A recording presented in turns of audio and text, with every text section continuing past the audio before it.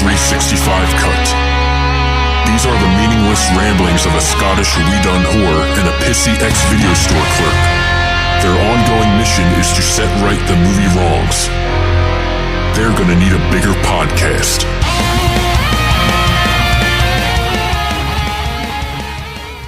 Hello everybody and welcome to episode 111, all the ones, 111, 365 Flicks podcast. I am Kevin, the pissy ex-video store clerk. Yes, you are. And you are? I am the 2017 Floppy Award-winning Brit of the Year and Scottish weed and whore Chris. Brilliant. Nice one. And this episode is a special, super duper awesome MCM London Comic Con 2018 roundup show. Because we was down in London. It was big queue. We went down to the big city, the big bad city, London with a capital L. Yes, we did. MCM with a capital M, C and M. Because that's how that works. Well done. Yeah, we went to Comic Con this weekend. Have you woken up yet? I have tired? woken up. I'm still tired, I won't lie. I got home, I lay on the couch, completely flaked, just out of it, you know, and then I got woken up by my wife trying to phone me, because they're all in Mallorca. They're all away. Is it Mallorca? Yeah, it's Mallorca. They're all away on the Hollybobs without me. That's just bloody rude. Isn't it? But, you know, that's cool. It's cool. I've got the house to myself. Bit boring, but You got to go to London with me, though. yeah, it's not the same though, is it? Well, it is the same because we met some super duper awesome people. It was one hell of a weekend. It was. I had a fantastic time. This was our first MCM. As people who've listened to the show before will know that we have done other conventions in the UK and also outside of the UK. Internationally, that's right, my friend. International song, bitches. And but this was our first ever MCM Comic Con, and if you're going to start anyway, you might as well start with London. Well, yeah. And our first London con as well. Yeah, our first London Con. And it was, we got some cracking little interviews for you guys, couple of little exclusives for you guys. But first of all, we're gonna tell you a little bit about our journey to London, because yes, we went to Comic-Con and yes, it was awesome, but we also finally got to meet some stars of previous indie talks. That's right. I wonder what you were going to say there. Yeah, did you? Yeah. So yeah, we went down there on Friday, and when we got there, we went for a cheeky couple of pints with Mr. Toby Osmond. That's right, Hurricane Toby, the Lord of Soho, who told us where to go. We got there, told them we were there, and we got called a liar. Yeah, we got called liars. Apparently, we were in the wrong place, but we were in the right place. We just walked straight past him. We didn't walk past him. I think we did. I think we would have recognised Toby. Well, you're definitely recognising them golden shoes. You definitely are. Because and the Jon Snow hairdo. As he said, the streets may not be paved in gold, but his shoes certainly were. They certainly are, yes. Yeah, Toby's a man. Toby is an absolute man. I'm so glad we got to meet him. It was only about an hour and a half while he was waiting for his train, and we were waiting for our connection to go over to the con. But it was just so cool meeting him, and he was rocking a Pandorica hoodie. And he, you know, as with everybody that we speak to ever, gives you some off-the-record gossip. I know. So will we just break it out now? I think we should. I think we should just spoil that. No, don't panic, Toby. Don't panic. No. We promise you that wouldn't happen, and it will not. You will still get to be in that big Marvel movie. Don't worry. Oh shit. I shouldn't have said that. Oh no, he's going to end up in DC now. Oh no. But yeah, we met Toby, and Toby is just an awesome dude. Told us he'd done his shot at the bar. Hadn't done his shot at the bar. But would you like to tell Toby the truth about your shot right now? Yeah. Yeah? I didn't do the shot. I know you didn't do the shot. I know you where did the shot end up? It ended up being poured into an empty pint glass. And then? And then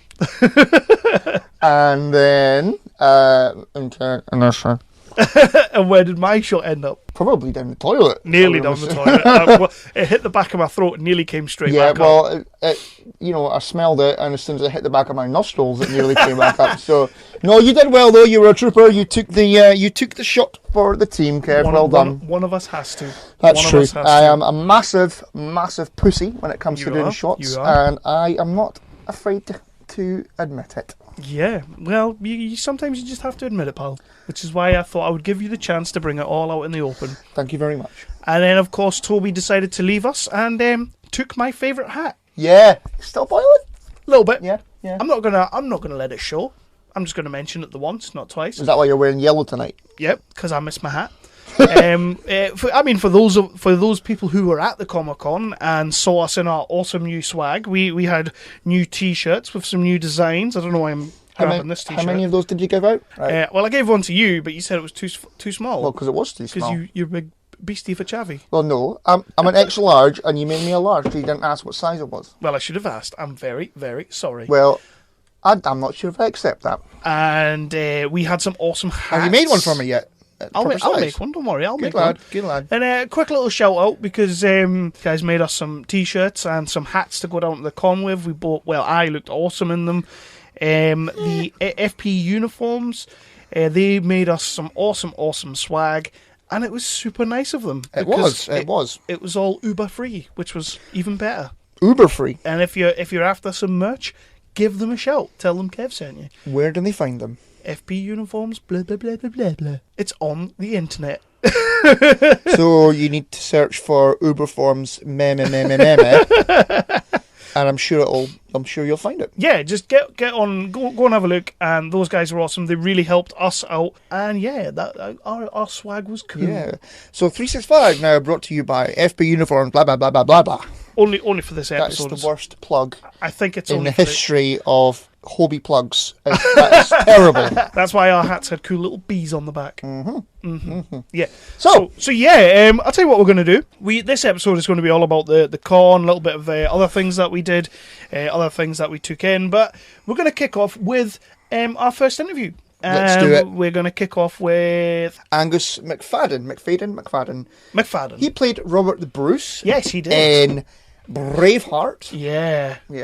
So, we as a Scottish fella, that movie is very close to my heart. Historically, it's not it's pretty entirely accurate. It's pretty accurate. In that there was somebody called... Oh, I'm not going to start that. No, but it was cool listening to him speaking about the movie and about Mel Gibson and that. Also, at the end of the interview... By the way, will we just tell people how the interviews worked at these places? Yeah, because we've not done this before. No, this was all new. This was new to us.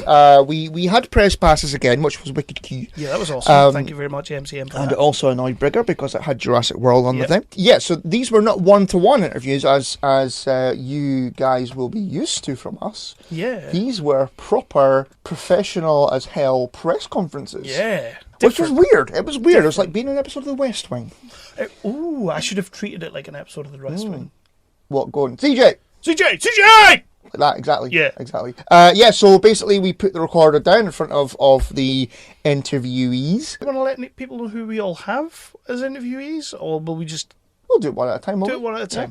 Yeah. After this one, we'll let people know who's coming up. Sure. So that's how it works. But that's all good. So Angus Mafadyen, first of all, and he gives us a little cheeky exclusive bit of news towards the end of the interview. Enjoy. What's the Comic Con experience been like for you?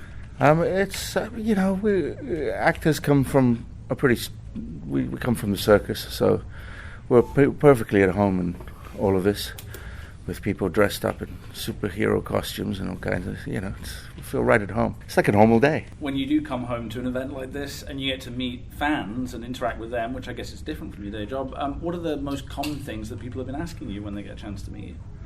Well, my fans they span back a little bit, so I've got people basically to ask about questions about Braveheart, things like that.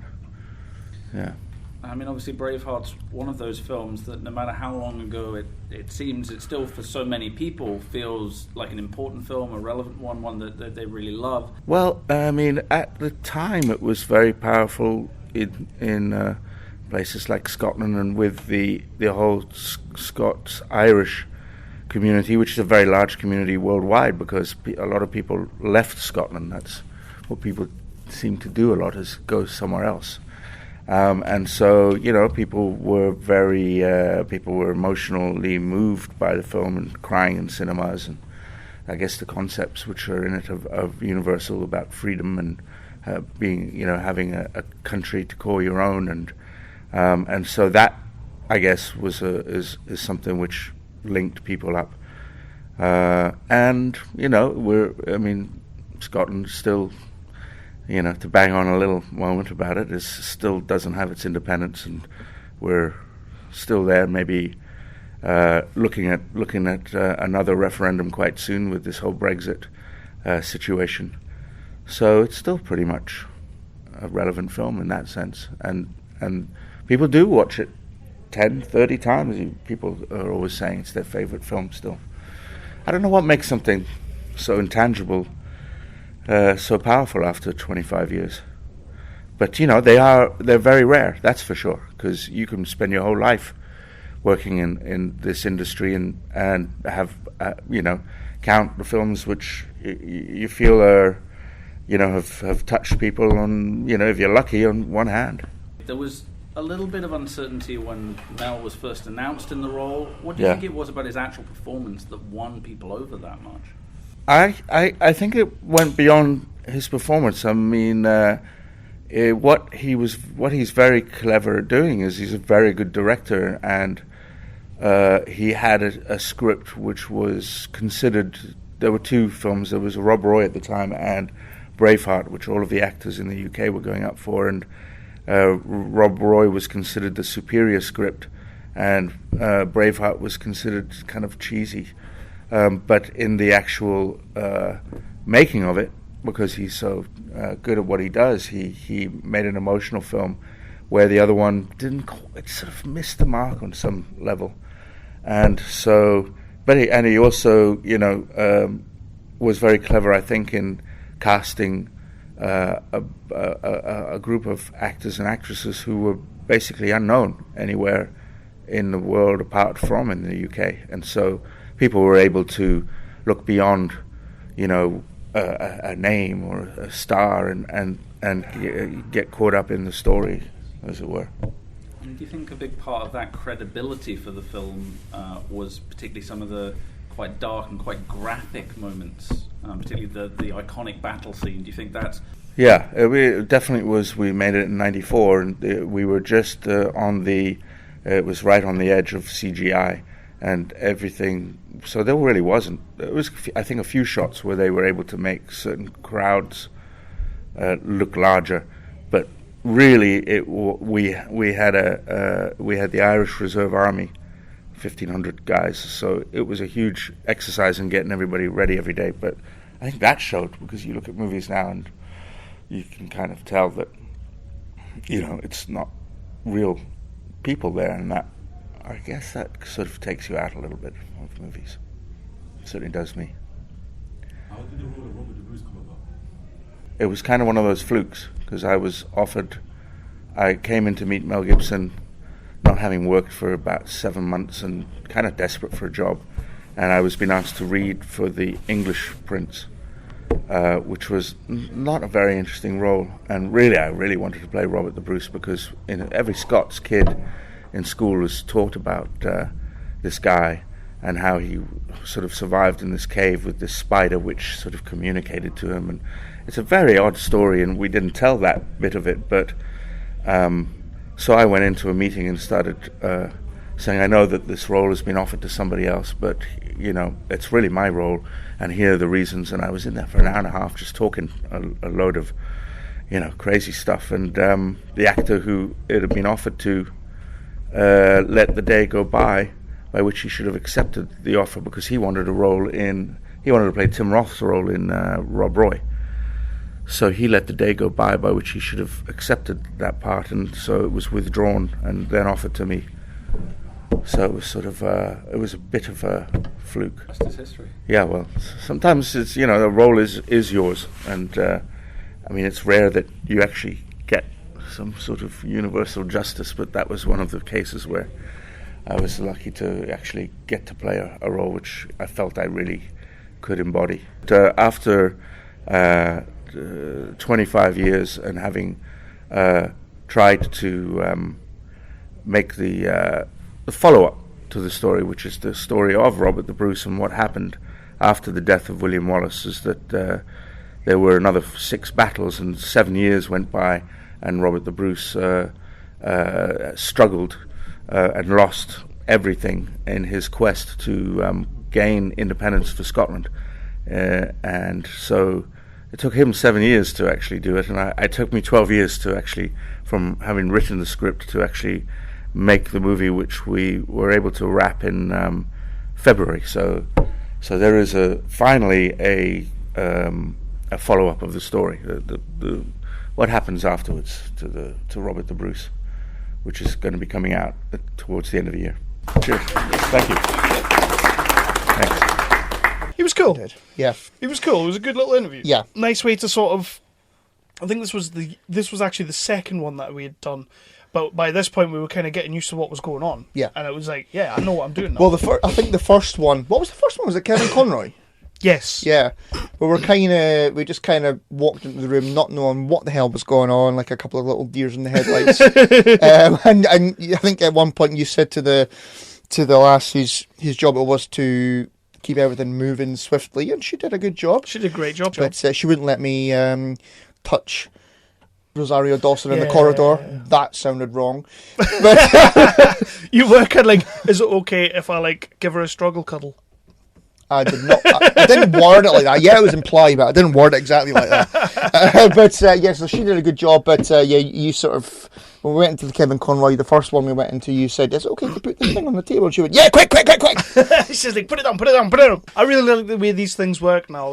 Once we'd done a few, it was like, "Yeah, I'm into this now. I like the way this works." It was interesting. It was just something new for us, and the best thing, if you run out of questions, it's okay because it's 6 or 7 other we had people. to put no effort in whatsoever.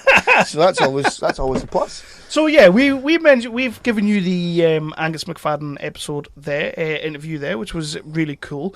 Chris has just mentioned that Kevin Conroy will be coming up shortly, which was just awesome.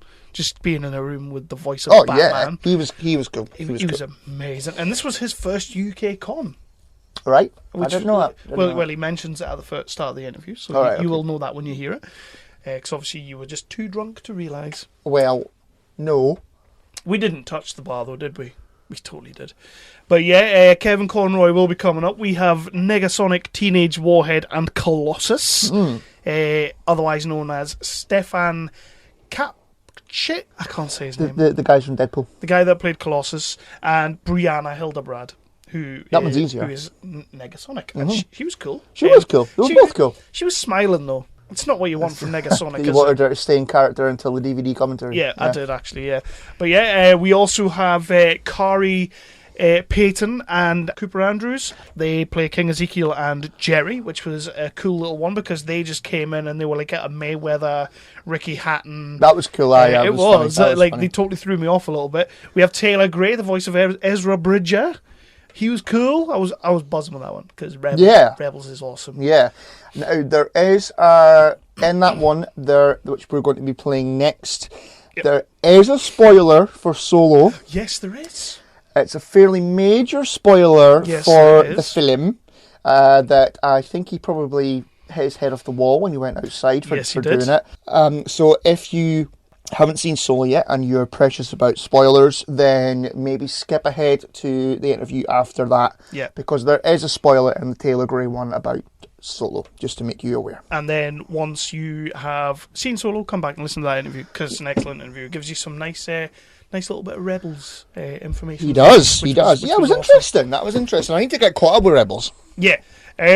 Before we go on to the next interview, which, as Chris just said, the next one is Taylor Gray, Ezra Bridger from Star Wars Rebels. At some point during this episode, we will be doing a cheeky little review of Deadpool 2 because we went to see that. And luckily, we went to see that before these press interviews. Hadn't seen Solo till after these interviews, but we have now seen Solo. Yeah. And we will be touching on that as well. Yes, we will. But well, you still and a half or little bit. Spoilers. We met someone else while we were down there. We met Mr. Marc Zammit. Yes, we did. Finally got to meet Marc face to face. Yeah, Marc was a good guy as well. Marc's awesome. Yeah, we were speaking away to Marc for ages. You know what? We were speaking away with Marc for so long that we actually kind of missed a couple of conferences. But I mean, I'm okay with that. I mean, Marc was absolute blinder, and he has sort of maybe a little bit offered us maybe some cameo roles. You up for that? I'm up for that. Yeah, I'm gonna grow my beard. I'm gonna go full method on this. Well, to be fair, you're only a ball hair away from it anyway. Yeah, so. I'm gonna go full Downey Jr. and Tropic Thunder on this. Wow. Yeah, I'm full method. And of course, Marc's current movie that he's working on, he's been working on for some time now, Homeless Ashes, is Indiegogo. It's on Indiegogo right now.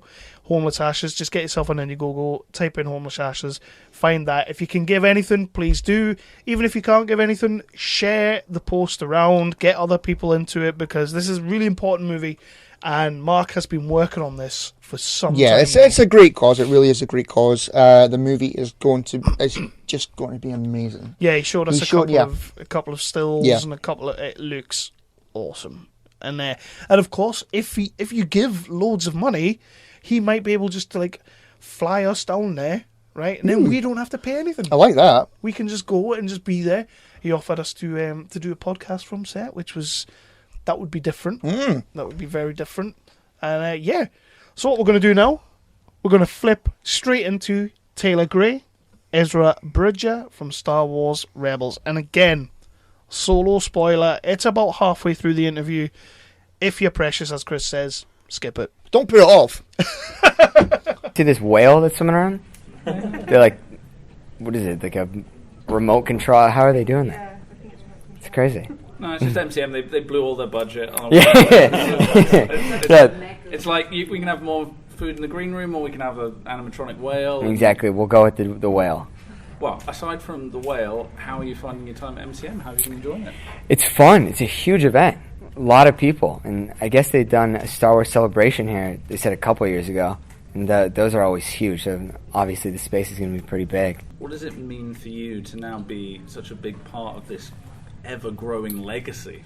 It's surreal. It's so cool, and we all feel fortunate to be a part of it. And when you come into it 5 years ago when we started the show, it was like, I don't want to mess this up, even though no one even knew what your character was yet. But there's so much. Like, Star Wars fans are fans of Star Wars regardless of what's put out, and then they kind of grow to like and become a part of whatever that story is, and it's fun to see everyone attach themselves to what Rebels has become. And it's been such a fun journey, and getting to do things like this and meet people from all over the world has been even more fun part of it all. Feel about how the character and the show has grown and evolved over those 5 years? It's grown so much. I haven't been on a show that hasn't been canceled in a couple seasons, so doing almost 100 episodes of a show you're fortunate to do and grow a character from in this sense, Ezra was this young, he wasn't even a Jedi yet, just a kid with innate abilities, a cavalier kid to turn into this young man who's a Jedi, and all of that is so fun, opposed to other characters have done, where it's like, oh, we're just getting into who this is, and then the show gets canceled, or it doesn't keep going. So it is cool to really grow and develop a character over that long, especially in the Star Wars universe. I think it's something that, as any actor, you're fortunate to be able to do, and myself and a lot of my friends and we always talk about that. Like, you don't always get the opportunity to really dive into who that person is and grow them as a person, because we all are so in depth and have so many levels to us. So it was fun to really do that, and we were fortunate. What would you like to see for Ezra next? I'd like to see him in the next live action film.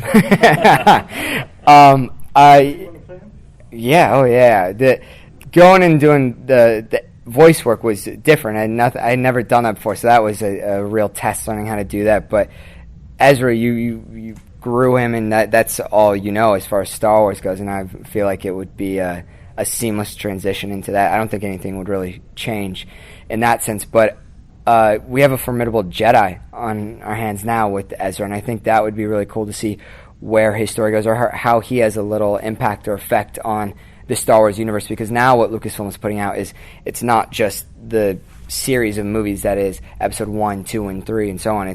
We have these standalone films where we're saying, oh yeah, other parts of this galaxy exist during those times that maybe we weren't exposed to. So obviously he played a role in that. So it'd be fun to see him interact with other characters that maybe he hasn't seen yet in the Star Wars universe. With the way the live-action films are not giving a good nod to the TV shows like Rebels and so on, so do you see anything from Rebels showing up again on live-action? Yeah, there's stuff in the works now already that we're saying, which is cool, and in films, and the only one that we can like attest to that we've seen is in what was it, episode 8 when they had, or episode 7, they episode 7 or 8, they had the ghost and they like paged Syndulla. We see Chopper there. Rogue One. Now we can just edit around that. In Rogue One, when we see all that going on, it's like, oh yeah, it is all canon, so they're bringing everything together in that sense. And now with Solo, we see Sam Witwer playing Maul, and there are other parts of Rebels, that the parts that have lived on either after Rebels or even before, that we're seeing tie in, that I think is going to be really cool. And they have their new live action series that are yet to come, that we're going to see. That Star Wars is doing a lot of stuff. They're back around big time, which is cool. In terms of Sam Witwer getting to play that role in a live action film, Solo's out now. Yeah. Okay. I mean, was it? It was so cool because it was also a bummer because he's a good friend of mine. So I was like, "How did you not tell me for so long?" Because we've been playing this like Twitch live stream thing where we like play a Star Wars game with the cast of Rebels, and I see him every other week, and I was like, "You didn't tell me this for a year?" And he's like, "I've only known 6 months, but yeah, I've really wanted to say this." But at the premiere a couple weeks ago, immediately after premiere, there's like the after party and everything, and everyone's hanging out. And I went up to him and we were hanging out, and he's like, "Dude, I'm so sorry." I was like, "What do you mean?" He's like, "I'm sorry I didn't tell you. I know that was a big thing." But it is awesome because he loves Star Wars, as we all do, but he knows so much about it and is an avid fan, and so cool to see him play Maul. And rightfully so. He puts in so much work and does a really good Maul. He is Maul, as far as I know, and he did it well. And also Ray Park, we know well, and Ray was an advocate of that. He was like, "Oh, Sam is amazing." I was trying to copy with my facial expressions what he was acting out, so it was really cool to hear and see that. How did you evolve your performance over the years that you were doing that? One, I really learned how to act just through my voice. That was the hardest thing, because you can't, the way I was taught through technique, like you can be sad without saying anything, but in a voiceover show you can't do that. So like I'd be talking here and go here and go here, and they'd be like, "Good take, but the mic's here." So it was really learning all those things. So that, I think, as I got more accustomed to what we were doing and more confident, that grew the character. And luckily that kind of coincided with his natural growth as he became more confident and grew into his abilities. But at the same time, I was by far the youngest person in the cast, and growing into myself as a person, a young man, and becoming that. And that's a Jedi's path, is trying to be the best person they can be. So I would tell Dave Filoni, the creator, often coming in, I was like, "Your scripts are amazing because they're so apropos. Things that I'm doing in my life pertain to Ezra's story and vice versa." So it was really cool to grow into myself while playing this character, and seeing the show have more success and Ezra having more success. It all kind of lent itself to the other, which was really cool. How much information did you have building up to that from Dave Filoni and from the creative team, and how much was kind of left as a surprise for you when you read the script? It's a nice balance, I'll say. Dave is good about... I've never been on a show where they're like, "Oh, we won't give you the script." Every script we got would have this like password-protected thing. If you weren't on certain pages, you wouldn't get that page. Wow. And I'm like, how am I not going to know what is happening in these episodes? Through a couple, like the second and third season, for like episodes in the middle where it was like one-off stories, we would obviously get those whole scripts. Everyone would. But for the finale episodes, and especially for those last few, if you weren't on that page saying something, even if you were in it, Ezra is in the last 5 pages of the show. I didn't even get those because he didn't say anything, because there was a voiceover from Sabine's character, and he is only seen through images, so I didn't know. And David spoke in me just to inform me like how to play the last few bits, but I didn't know that he was going to be off with Thrawn in space somewhere with the Purgle. I had no idea that was going to be the case.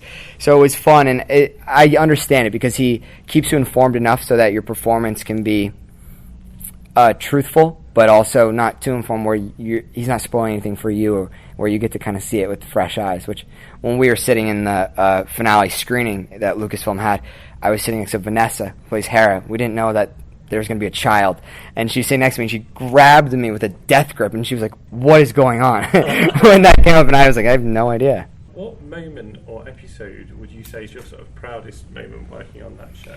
Is there anything that stands out like that? There are a couple. The season finale of episode or of season 2, where Vader and Maul and Ahsoka, all of that comes in. That we knew we were doing something cool, but it was so fun to have. It's Sam on one side playing Maul, Freddy on the other side, and they're both like, they both work very deep in character. Where like Freddy, we'd hang out outside of recordings, or like after episode 1, because he wanted to really like instill this bond that we had, this mentor, Padawan, all of that. And so Sam works very similarly. So even between takes, they were just like in my ear, like talking about certain things. So I remember then it being fun, and then hearing James Earl Jones' voice with Vader coming in, like, oh, that's Vader talking to me. Like that really is cool. So that was fun. And then the last run of like 5 episodes, where it was like when one episode ended, the next picked up the next second, that almost played out like a movie. And doing all of that was so cool. And the world between worlds, that was so trippy. It was so fun because it was a new side of the Force that it's so cool that they brought it out in Rebels as opposed to anywhere else. We've never seen that, this like space-time continuum travel in the Force. And now that we know that that's possible, like we'll see that in later things in Star Wars lore, which is, I think, so cool. But also just like the first season was the biggest learning experience, and like Ezra loses parents. Those, performance-wise, those were all fun to play as an actor, selfishly, I guess. So if you weren't voicing Ezra, who you're amazing as, by the way, is there a particular character that you would like to play? I like Han Solo. That's my favorite. But if in Rebels, Chopper would be fun. I don't know how you would pull out like just the different intonations that Dave did through not even speaking words. I think would be fun to play that. But I think Han Solo is the coolest dude in all of Star Wars. Awesome. Cool. Thank you guys so much. Thank you. Taylor Gray. Taylor Gray. Yeah, he was a good guy. I loved him. Yeah. I thought he was great. Like just at the start of the interview, I know he's kind of probably done loads of these things, but at the start he kind of just looked like an 18-year-old kid, just sort of sitting there like, oh my god, who's all these people? Because it is quite a cozy little situation that you're in, and there was like maybe 10 to 15 people all sat there, something like that, yeah. and it was just like, he's like, oh no, who's all this? It was great though. It was great. Really enjoyed speaking to Taylor Gray, and I would love to speak to him again. Maybe get the full info on everything, because it sounded like he knew a little bit more than he should. Hopefully. Yeah. We will work on that. The cosplay at this convention, mate, a cut above again. Oh yeah, I think there was. This is the best we've seen. Yeah, definitely. In my definitely, opinion. there was an amazing Venom one that I got my photo taken with. You did. That was badass as hell. Yeah, bloody hell. Lots of Deadpools. Lots of Deadpools. Not that many Harleys. Yeah. Yeah, maybe just like the ship has sailed for a little bit until the next movie comes out. Maybe, yeah. I mean, last year it was all over the place, but that was because last year it was like the hot thing. So yeah, there was a lot of Deadpools. There was a few Negasonics. Yes. I saw one Colossus. I didn't see many Colossus. Just saw I one. didn't see that. But that would be a ball ache to do. Colossus. Yeah. Lots and lots and lots and lots and lots of manga. Oh yeah, that's that. Like, I think that was probably huge. the most popular thing. Like loads of it. And people that I'm stood there kind of like, I don't know who that is. Yeah. It looked amazing. And but to be fair, you just looked mostly at the guy's nipples anyway. Well, yeah, that guy did have wicked nipples. To be fair, he was like walking around, and like if I had nipples like that, I wouldn't have a top on either. To be fair, but yeah, there you go. So the cosplay was excellent. Got lots of pictures. If you'd like to check some of the pictures out that we got, you can hit them up on our Instagram, which is 365FlixPod. You can have a look on the Facebook, which is 365FlixPod, and the Twitters. Is the guy's nipples on all the the same Instagram? stuff? No. Oh, I kept that for me. But yeah, You just say, "Can I take a photo, mate?" we have on our social medias, we have a lot of videos from the press stuff that we did. We have pictures from everything we did, and some extra pictures of us in our 365 Flicks office, which was the bar. Yeah, because that's always our office. Oh yeah, definitely. I've actually got a couple more videos that I need to upload to the page. Good man. Get them uploaded and people will see them. That's Well, there's how the that works. another interview that will be played in full on this episode. I've got a couple of clips of, so I will do that later on. I'll do that later on when I get home. Well, let's just jump into the next interview/chat that we did, which was with Khary Payton and Cooper Andrews. Khary Payton, who you may also remember because he gives us a little bit of Young Justice news. He plays a voice in Young Justice as well. He's in this conversation along with Cooper Andrews, talking a little bit of Walking Dead, a little bit of animation stuff. They don't give us any spoilers, obviously, because AMC will gut you. Well, they did explain, they've got drones everywhere, and they'll probably tiny little get flies. a bullet through the head if they do a spoiler. So, yep. And they were very good with that. You get some nice little Ezekiel. There is one question in there that if you aren't up to date on The Walking Dead, you might get a little bit vexed. But I mean, if you're not up to date with Walking Dead, that's your fault, not ours. It finished like months ago. I'm not up to date with The Walking Dead. But these two guys were awesome. They came in as if it was some sort of boxing press conference. That was great. They got everybody hyped up and ready to go. So yeah, Khary Payton and Cooper Andrews of The Walking Dead coming up. Thanks for coming, everybody. I just want you to know that we got the best pound-for-pound fighter in the world. He's going to beat this guy down. I'm telling you, within 2 rounds. We're not going to go 2 rounds. 30 seconds at best. 30 seconds. It's said right here. Isn't that right? It is. Exactly. My guy doesn't play around. Except with, like, children for like charities and whatnot. Incredibly docile with the children. But if you get in the octagon with this guy, you're going down. That's right. Does anybody have any questions? How's Comic Con going? We're not talking about Comic Con. We're talking about the octagon. Any other questions? No, I'm just kidding. The Comic Con's going pretty well. It's been quite pleasant. Really, I feel like that people left me with this accent. I can't get rid of. I don't know what that accent is. Where'd you I don't go with that? know. I keep everyone's. You caught that somewhere over the Atlantic. Yeah, it's one of my phones said, "Would you? Oh, I see you're in Ireland. Would you like to? $10 a day. You can have Ireland talk." I don't know. The con's been great. Yeah. It's been All right. So no, but in all seriousness, he's gonna beat this dude down. So what can you tell us about season 9 of The Walking Dead? What kind of hints can you kind of give us? Oh, that's a great question. Yeah, absolutely the thing nothing. Is, I see a roof and I see the stairs. Yeah, and I see a little like reflective mirror thing. Mm-hmm. And we could maybe throw you off of it if we told you, because we are not going to get in trouble.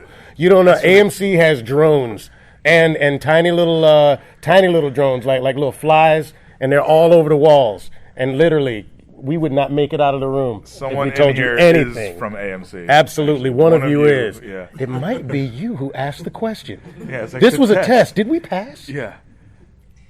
Oh, she's gotten quiet. I'm worried. I'm very worried.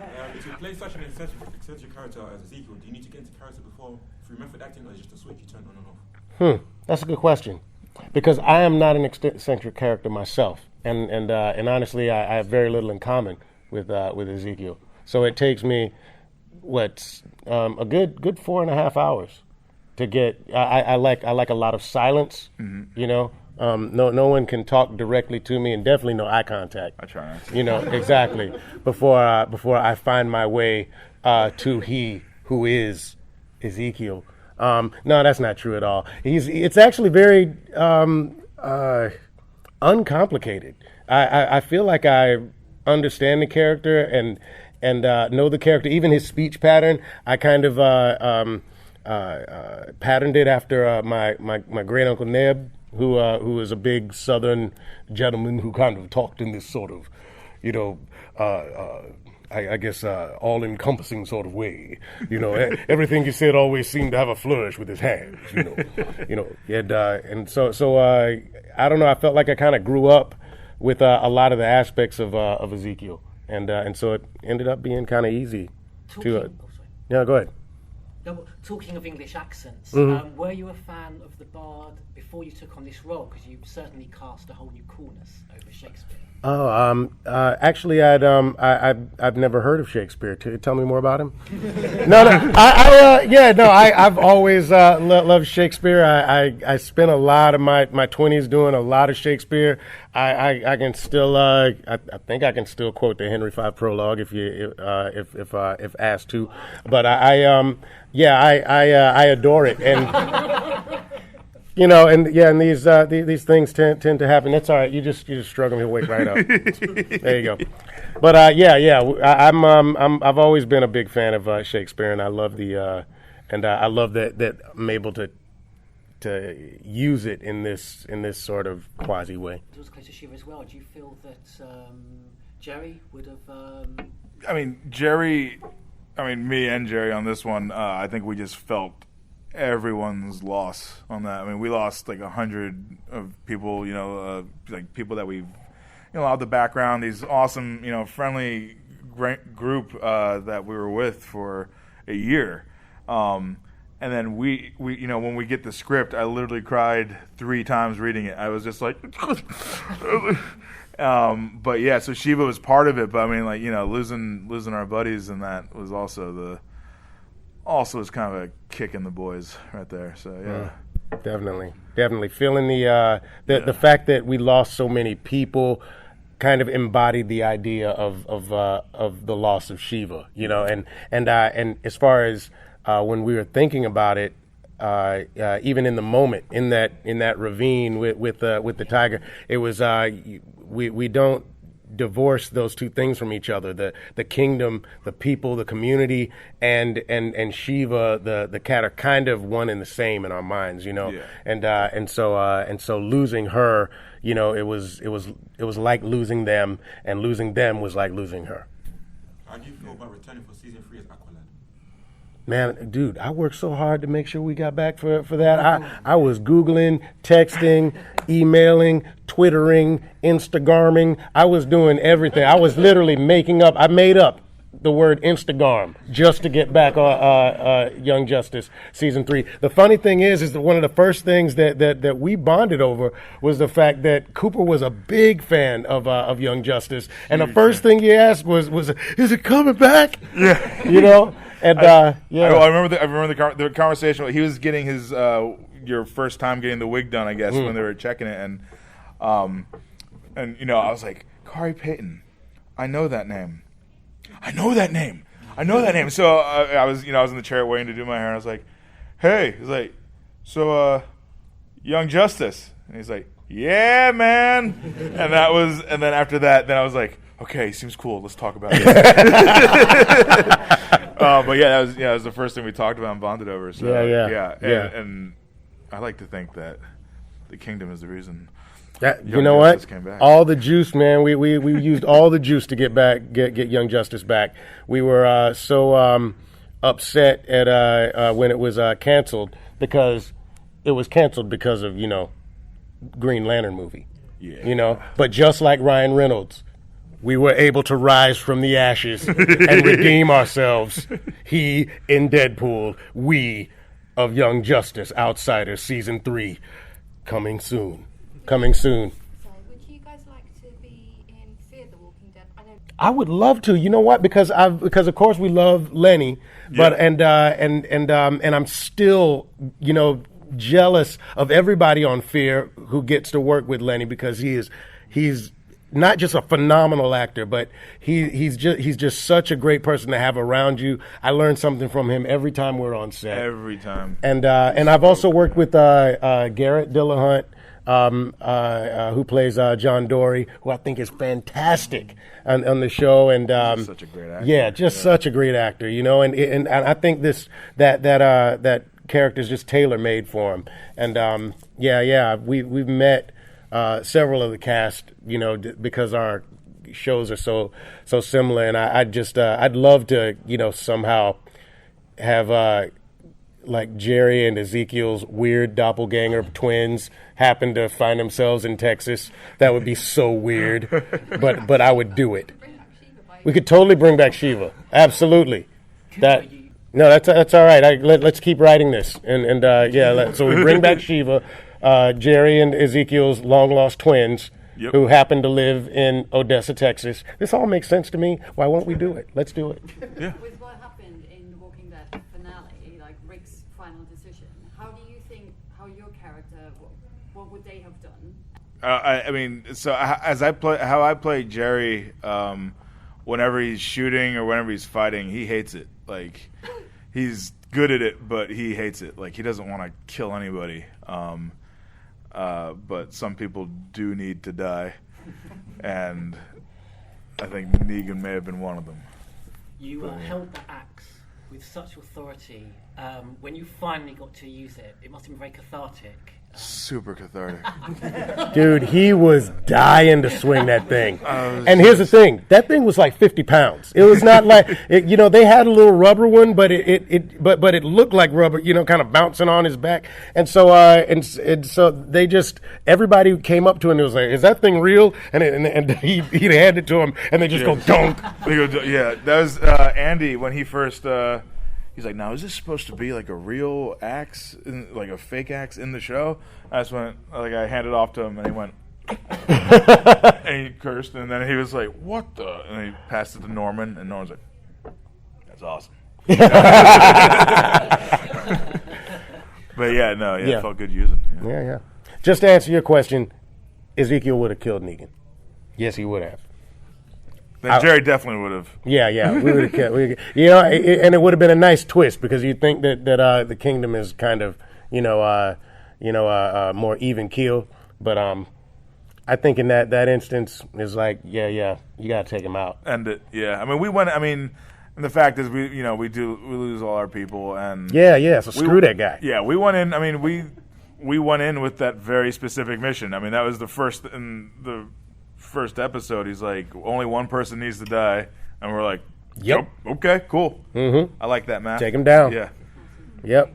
Well, on that note, we have to let you go, otherwise all of us die, unfortunately. So. Oh wow! Thank you there very you much. go. Mm-hmm. I will say this though, if you have 5 more seconds, I'm really looking forward to season 9. That's all I'm going to say. There you go. That's it. Yes, I will give you that.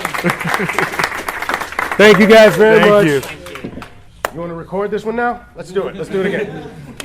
All right, the Octagon. Would you step into the octagon with them? Oh, God, no.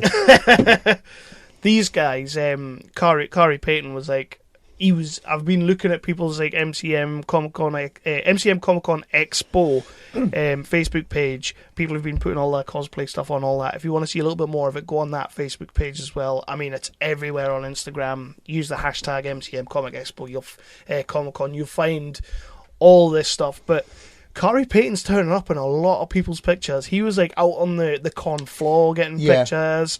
He was amazing. You could tell he was having a really good time. Definitely, he was just no jet lag there. he total character. Loved seeing him. The guy who played Jerry, his faithful ward in The Walking Dead, he was loving it as well.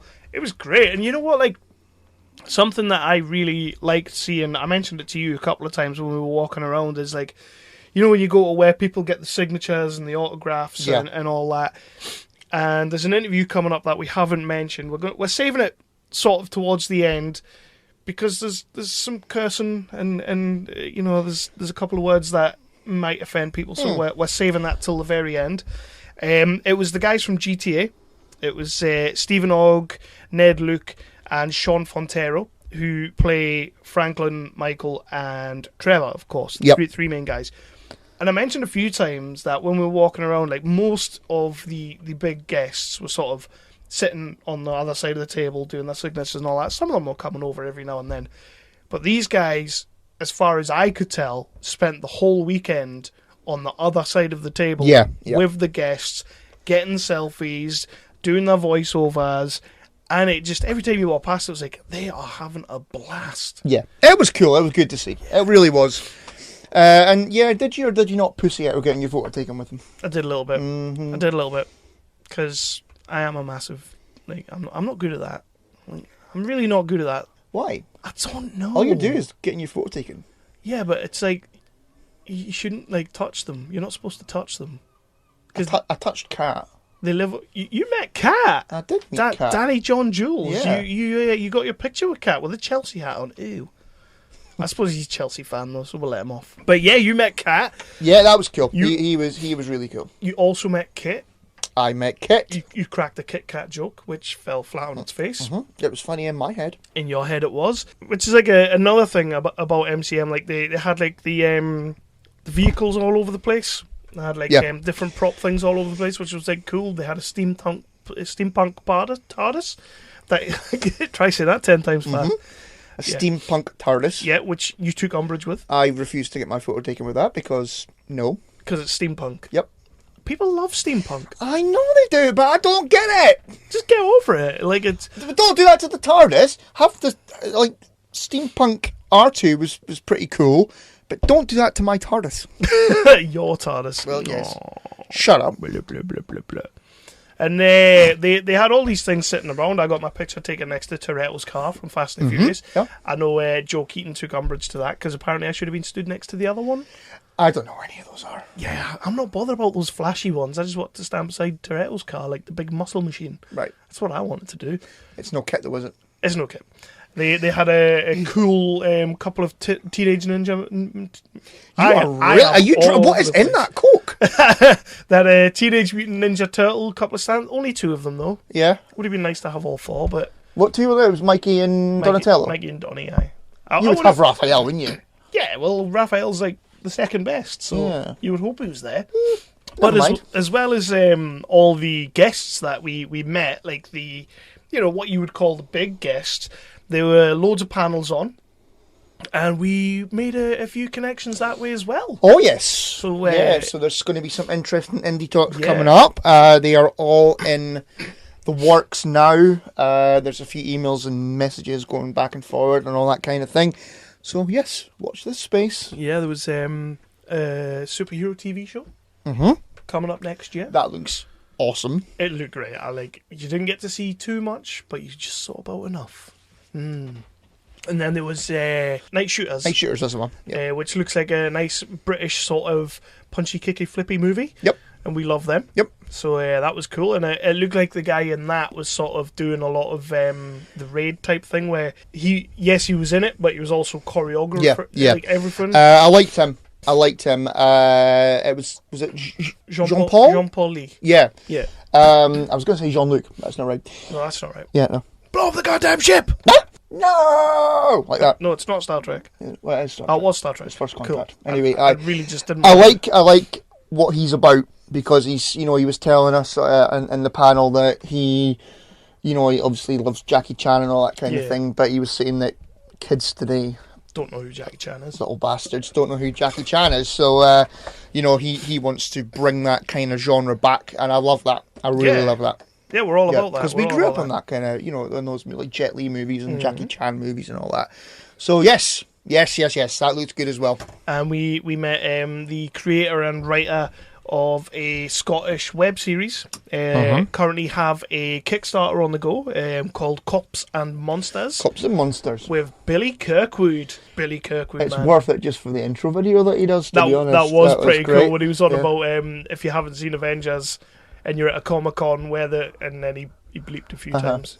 He was. I love Billy Kirkwood, but if you want to try and help those guys out as well, they're only trying to raise about $3.5-4 grand. Well, they're doing it an episode at a time, so I think they're about halfway into their goals. So everybody go and have a look at it. Cops and Monsters. So I bought the DVD. I have not had a chance to look at it yet though, because I've mostly been sleeping.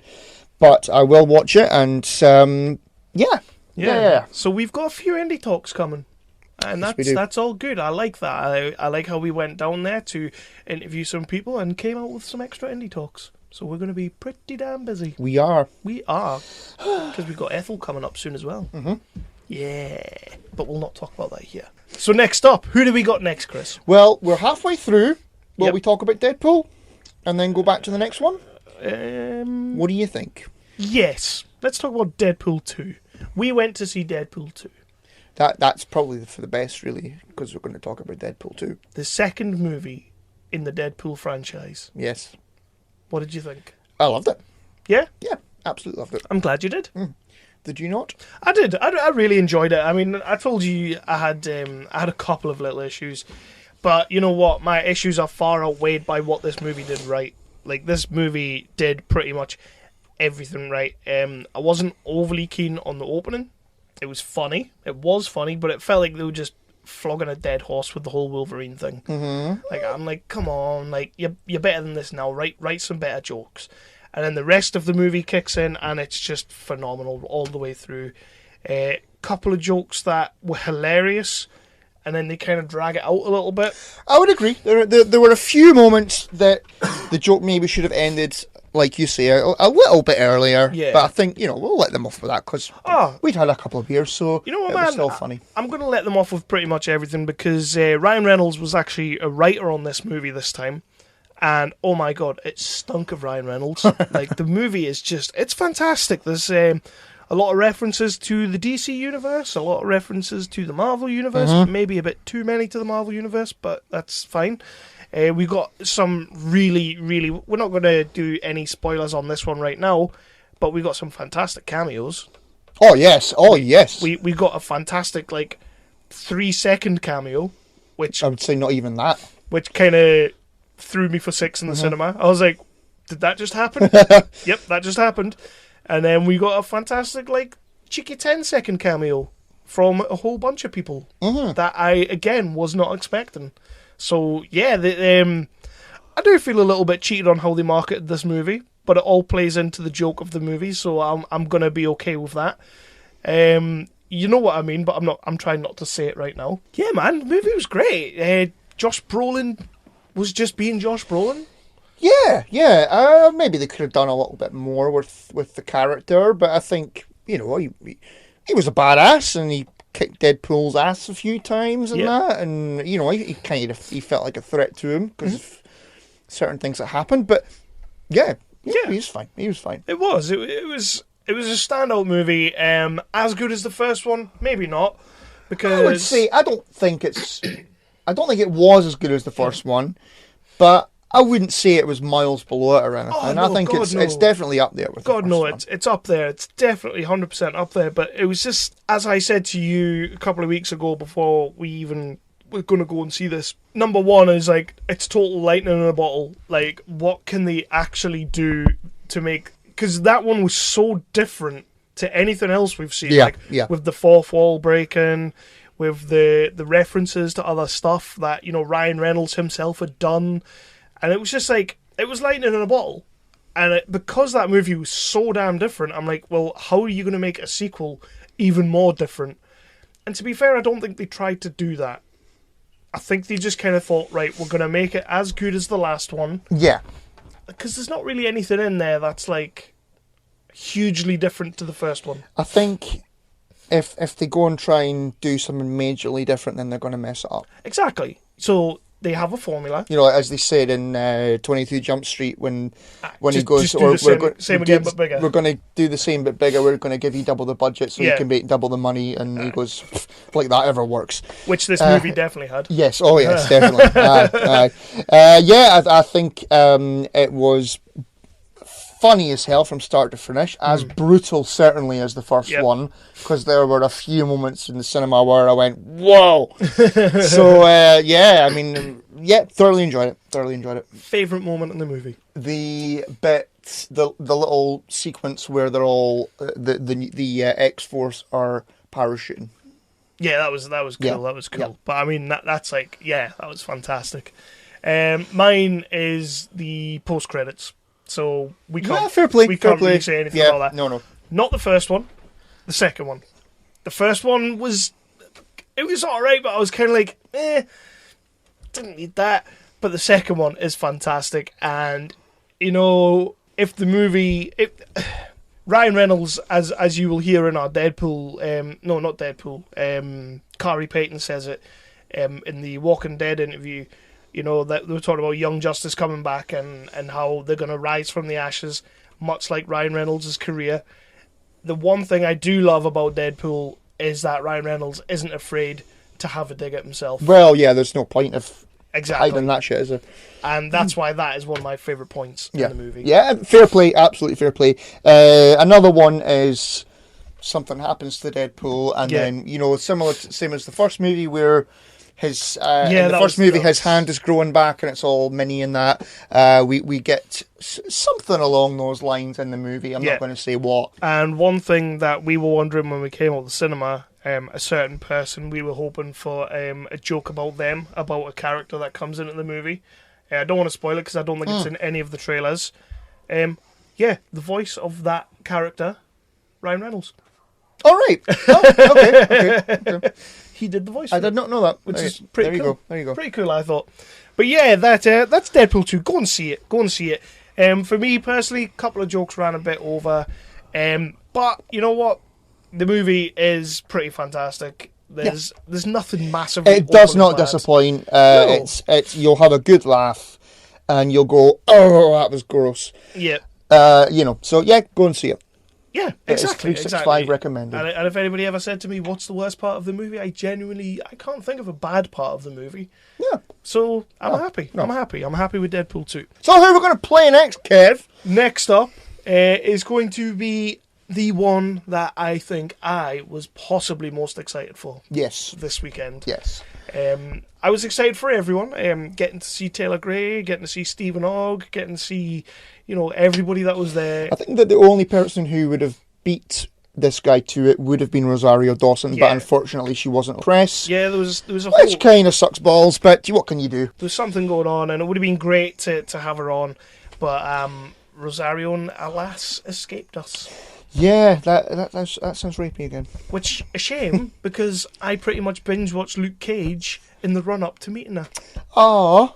It was still worth watching, though, so, go and watch Luke Cage. Actually, my favourite Marvel TV show on Netflix. Get out. Yep. Really? Yep. Huh. Haven't watched Punisher, though, so give me a minute. Do I need to go back to this? I think you maybe should. I gave it 3 episodes. I think you should. But yeah, we are going to go on to the Batman himself, the voice from the Arkham games, the animated series, the TV, the movies, the animated movies, just Kevin Conroy. Kevin Conroy. This guy's a legend, and you guys are going to love this interview because I could have listened to this guy speak all day. He's great. I don't know if it's just because he's the voice of Batman, but the dude you could listen to all day. He's just he's got a real sort of sexy Batman voice. I loved listening to this guy, and there was a few moments where he nearly broke into Batman, but he sounds like Batman anyway. So because he is him. He could have ended the interview by going "I've got to go now. Do you want to know why? Because I'm Batman." That would have been cool. I would have needed to wear my white pants for that. Your white pants. Deadpool joke. Yeah. So yeah, Kevin Conroy, the Batman. The Batman. The Bat of Gotham. The Gotham Bat. Mm-hmm. Can we just play it now? Do it now. Okay. Well, this is my first UK con, so I don't have anything to compare it to, but it's intense. Yeah. I mean, it's just it's more than I thought. Yeah. And it's great. The fans are wonderful. The Batman fans are in general pretty wonderful. They're very passionate, and they care about the actors. They really do. They're very considerate. So I love meeting them at the Comic Cons. When you do voice work, you never interact with the audience. You send the performance out into the ether, and you don't know how it's received. And so the only time I get to interact is at these things. That's why I like it. How much do you get the chance to listen back to any of your work and kind of? Or are you one of these? I am really bad at watching myself on film or listening to myself. I'm really bad. I think most people are that way.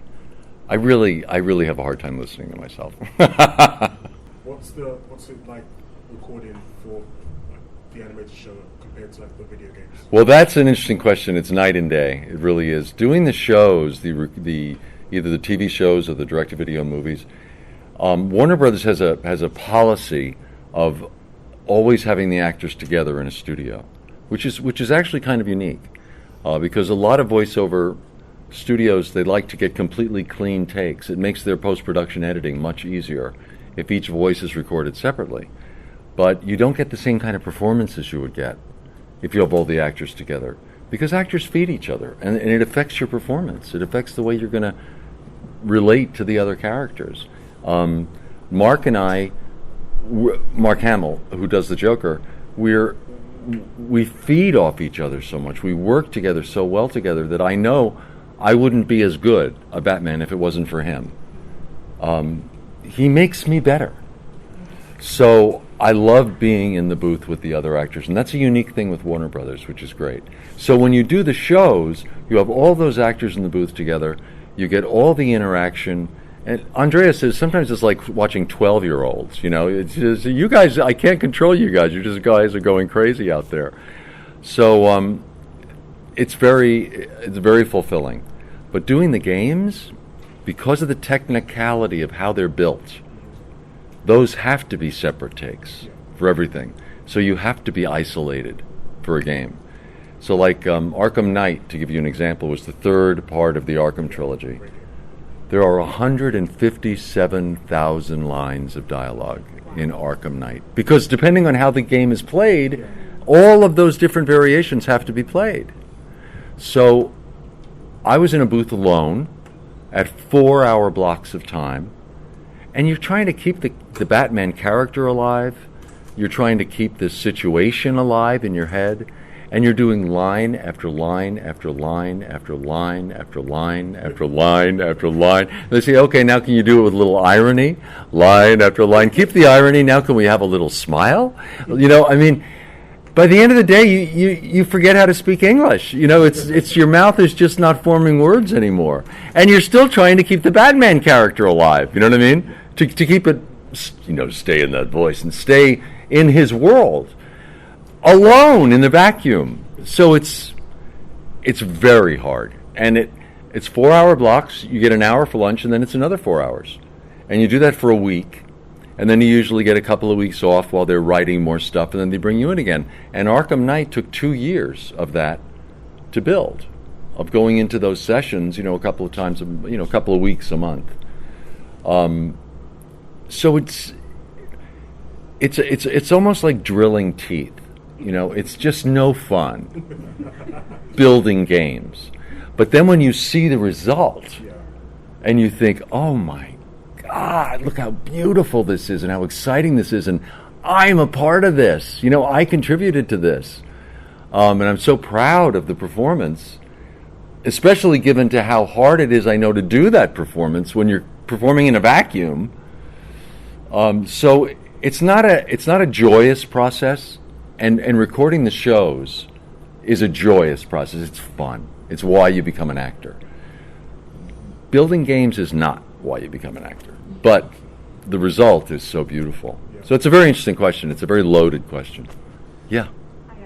So what's been your favourite Batman game to work to voice over, even though I know how hard it is? What been like your favourite project? Well, actually, I think and a lot of people disagree with me, but you know, everyone looks at things from their own perspective. So I look at it from an actor's perspective and my performance. And Arkham Knight, the way it resolved, I'm not going to give anything away by saying how it resolved, was a real acting challenge for me. And I was really proud of how Mark and I worked with each other and how sick that ending was. I mean, it's a beautiful game.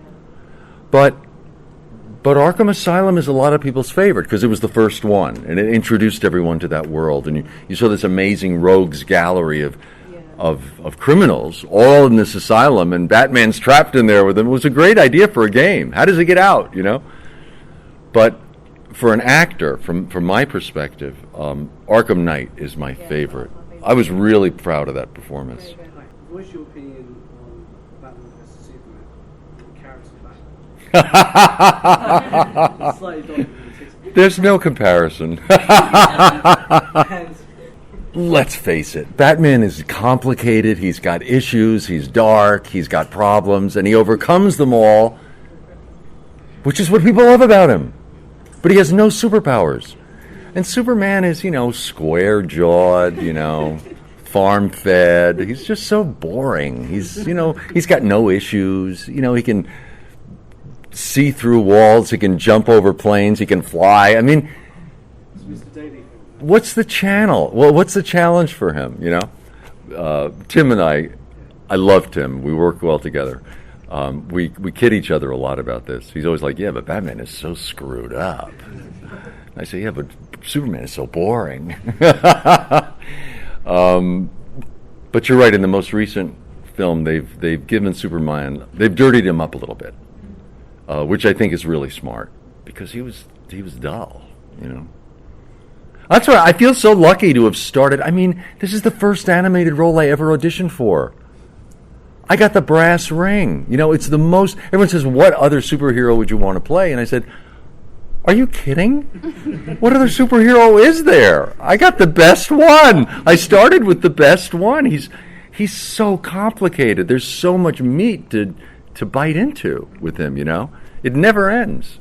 So I was just really, really lucky. What superhero character, other than Batman, of course, has made the biggest impact on you? Like, what? That's a hard question to answer because it's hard to distinguish the character from the actors. And Tim Daly is just a lot of fun to work with, and I have a really good working relationship with him, the same way I do with Mark Hamill. So I love working with Tim. He used to do a blog. I don't know if he still does, The Daily Show. And we did an episode that was so funny where Superman was like haunting. I mean, Batman was haunting him around his apartment. It was really funny. But what other Superman? What other superhero? I guess it would have to be Superman because Batman and Superman do have a very sort of like sibling rivalry kind of relationship, and it's the most defined. I don't have that kind of defined relationship with Flash or any of the other characters. I've interacted with them a little bit, but not as much as like with Superman. So I would have to say Superman probably. I remember when you did Killing Joke, and you said at the time that you were really conflicted about doing that role because it was such a dark performance of Batman, and you actually changed your thoughts on how that performance... Well, it wasn't that I wasn't happy with it, it's just that I was aware of how controversial it was. Yeah. I appreciated that a lot of people were disturbed. I wasn't. But I just appreciated the fact that people were. Batman has a very broad audience.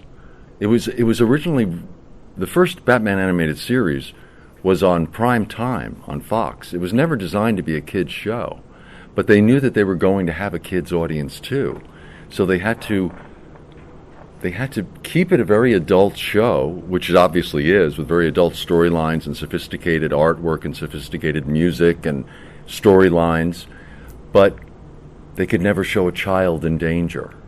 They had to go by certain standards and practices in the States that you have to respect if you know you're going to have audiences of under 12. You just have to do it.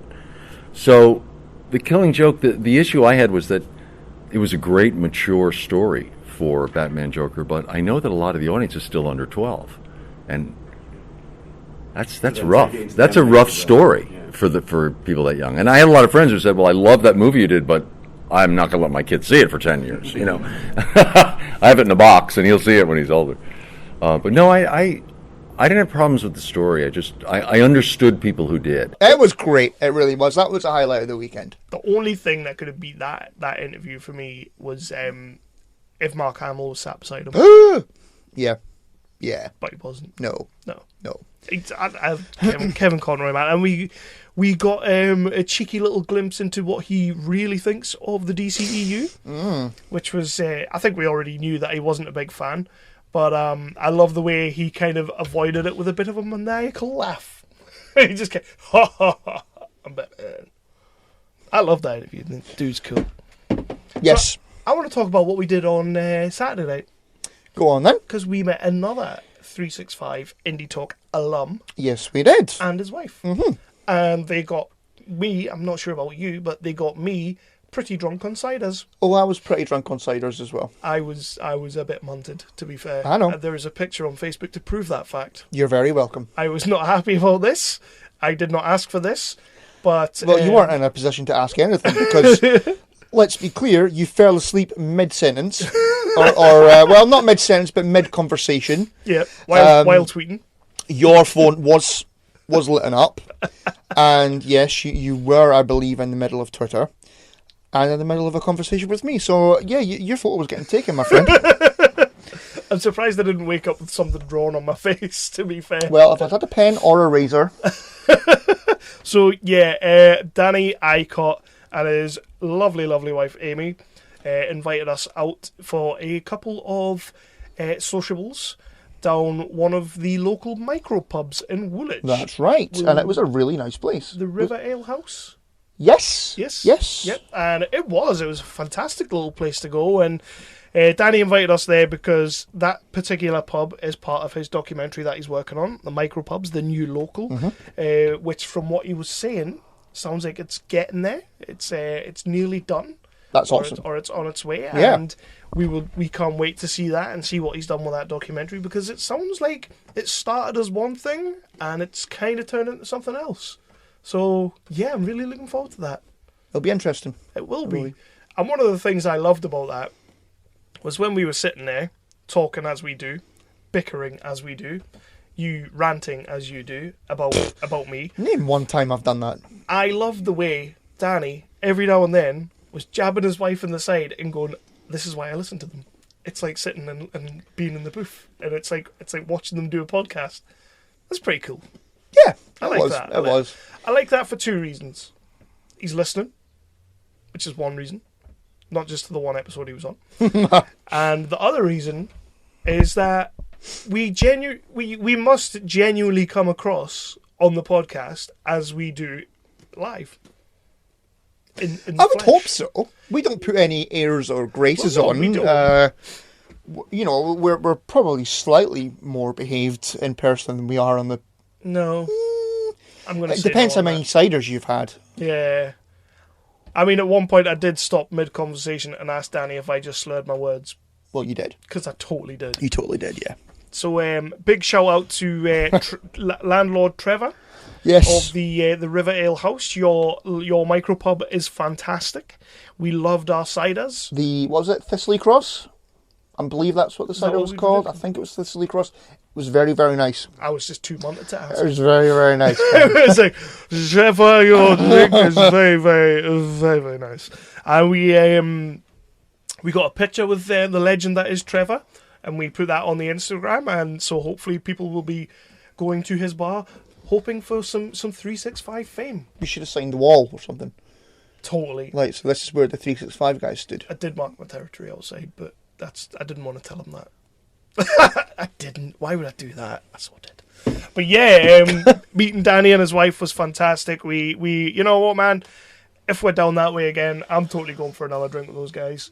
Oh yeah, well Danny's already been messaging me saying when we're going to go for a drink again. He was a total dude. Yeah, I love Danny. Yeah. So thanks again, Danny, for A, looking after us on the set of Blacksite, and B, looking after us in London on the Saturday night. Yeah, and getting Kev drunk because, well, I enjoyed it while he was asleep, so. I was proper drunk, wasn't I? So. Oh, you weren't waking up, like. you were not waking up. So we're gonna move on to our second last interview, and this one's a bit of a long one because obviously because I think Rosario Dawson's talk didn't happen. Yeah, that's right. It was supposed to be the last one of the day, so the two people that were coming in were like awesome and says, "Well, we'll do an extra 15 minutes," which was just awesome. We have Brianna Hildebrand. Negasonic Teenage Warhead. Again, though, not happy she was smiling, but I'll take it. And are you happy when anyone smiles? Not really. No. Unless it's me.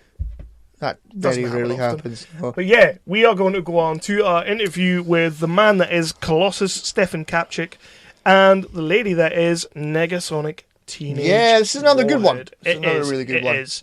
And again, if you haven't seen Deadpool 2, there are a couple of little spoilers in here. We a few questions get asked about certain things, so listen to it with caution. You can't say we've not warned you. And action. Guys, it's great to have you back with us. Obviously been at the con for a little bit of time now. What have you seen? What is going to stay with you in the back of your mind until the end of your days? What's been the most interesting stuff you've seen here at Comic Con? I saw a lot of Negasonics, which was really sick. That's like really cool. And yeah, other than that, I really didn't see much this time. I was just sitting at my table for a while, but yeah, seeing the Negasonics was really cool. It made my day. Well, for me, the same thing, seeing a lot of Negasonic. Well, but on the other side, it's really amazing Comic-Con, and people here are so humble and so cheerful, and, you know, it's something that doesn't happen that often, you know, so I really have fun. This is my second MCMLondon, and, you know, I always come here so happy, and I'm leaving happy, which is really important. So, yeah, that's the biggest thing. And, of course, London, one of the most beautiful cities in the world, so that combination is... really good. Yeah. For the next Deadpool, as much as you like London, would you like to be filmed in London? That would be sick. I think that would be awesome. I mean, yeah. Oh, yeah. Not just Deadpool, like anything filmed in London is beautiful, so... Yeah. And then again, I would like to go maybe to Birmingham and do some Peaky Blinders. Never know. Why not? That's an awesome show. David Leitch mentioned that he's working on some kind of director's cut where he might put like 12 minutes back into the film, potentially for the home release. Is there any scenes that you shot that aren't in the theatrical release that you would like to see there? There's a particular scene in the kitchen with Negasonic and Yukio that I thought was pretty funny that didn't make the cut, so I hope that's in there. I mean, sorry. Go. Well, no, I was just going to say, I mean, on that point, I know you've spoken before about the fact that you've had a lot of LGBT teens coming up to you and sort of talking about what it means for you to have a character out in the Marvel Universe on screen finally. Yeah. I'm curious, has there been any specific... Yeah, I mean, yeah, each person that's come up to me, like, expressing how important Negasonic is to them has been, you know, it's been an individual story that's been really special. One girl in particular told me that after she saw Deadpool and Negasonic and Yukio together, that she came out to her dad, which I thought was super cool and really nice. Yeah. What would your powers be, and would you actually be heroes or would you be villains? Yeah. I'm not gonna lie, I might be a villain, and I might choose a really lame power like being invisible so I could just like spy on people. I think that would be sick. Or like cut in line. Amazing.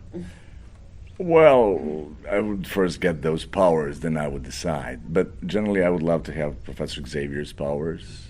That's kind of really, really powerful and, you know, beautiful. But then again, like my first thought about power when I was a kid, I always wanted to fly, you know, like Superman, so like super strength, and to be able to fly was some sort of a dream when I was a kid. But then again, nowadays I think I would stick with Professor Xavier and mental powers. Flying sounds complicated. Yeah. If you could choose, would you choose X-Force or X-Men? Oh wow. I would stay. Well, we're generally both X-Men, so you know. X-Force is something that you can be addition to, but X-Men is X-Men. I'm a huge fan of X-Men franchise generally in the comic books, so I would always go with X-Men. Right. I'm going to agree to that so I don't get in any trouble. Have you got any projects coming up that you can tell us about? Yeah, I'm going to be in the fourth season of Better Call Saul. And yeah, that's coming out in August. I cannot say much about it. Then again, I have a show that's coming on Netflix, which was produced by Tim Miller, and that's coming like later this year. So you're gonna see a lot of me in the future, and we'll see what's gonna happen with the Deadpool and X-Force franchises. And what's the atmosphere like shooting Deadpool? Is there a lot of ad-lib, improv? Do you guys really stick to the script? Yeah, it's a really funny environment. I think Ryan adds a particular like excitement to the set. But usually, at least from my experience, we'll stick to the script, which sometimes is changed up to the last minute. You know, Ryan's always really particular, and we'll do that a few times. And then, you know, we'll always have a few sessions that are just improv or just whatever, because those things seem the most natural, you know? So, yeah. And the good thing is that Ryan is one of the writers in Deadpool 2, by the way. So you always have Rhett and Paul with him, the other two writers, and, you know, so you do the things that are already in the script, but then you have this time in which you just improvise with them, and they're like, you know, feeding you with lines or like ideas, so then you can experiment and you can improvise. A lot of those things just disappear later, but a lot of things come into the movie. So it's just a beautiful project when you have writers and Ryan with you, and those guys are so fast and so funny, so it's a beautiful process.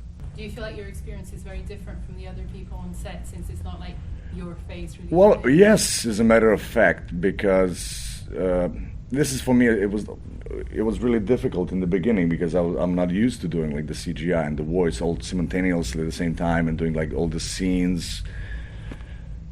But in the end, it comes back to the same thing as everybody else, you know, because you're just like doing. It's not just ADR and you're like feeding the lines. You just need to like do all the scenes which are already filmed or are filming. So, you know, but the beauty is that you're creating that CGI character in so many ways. So it's a new thing that I know now, and I'm really proud of that.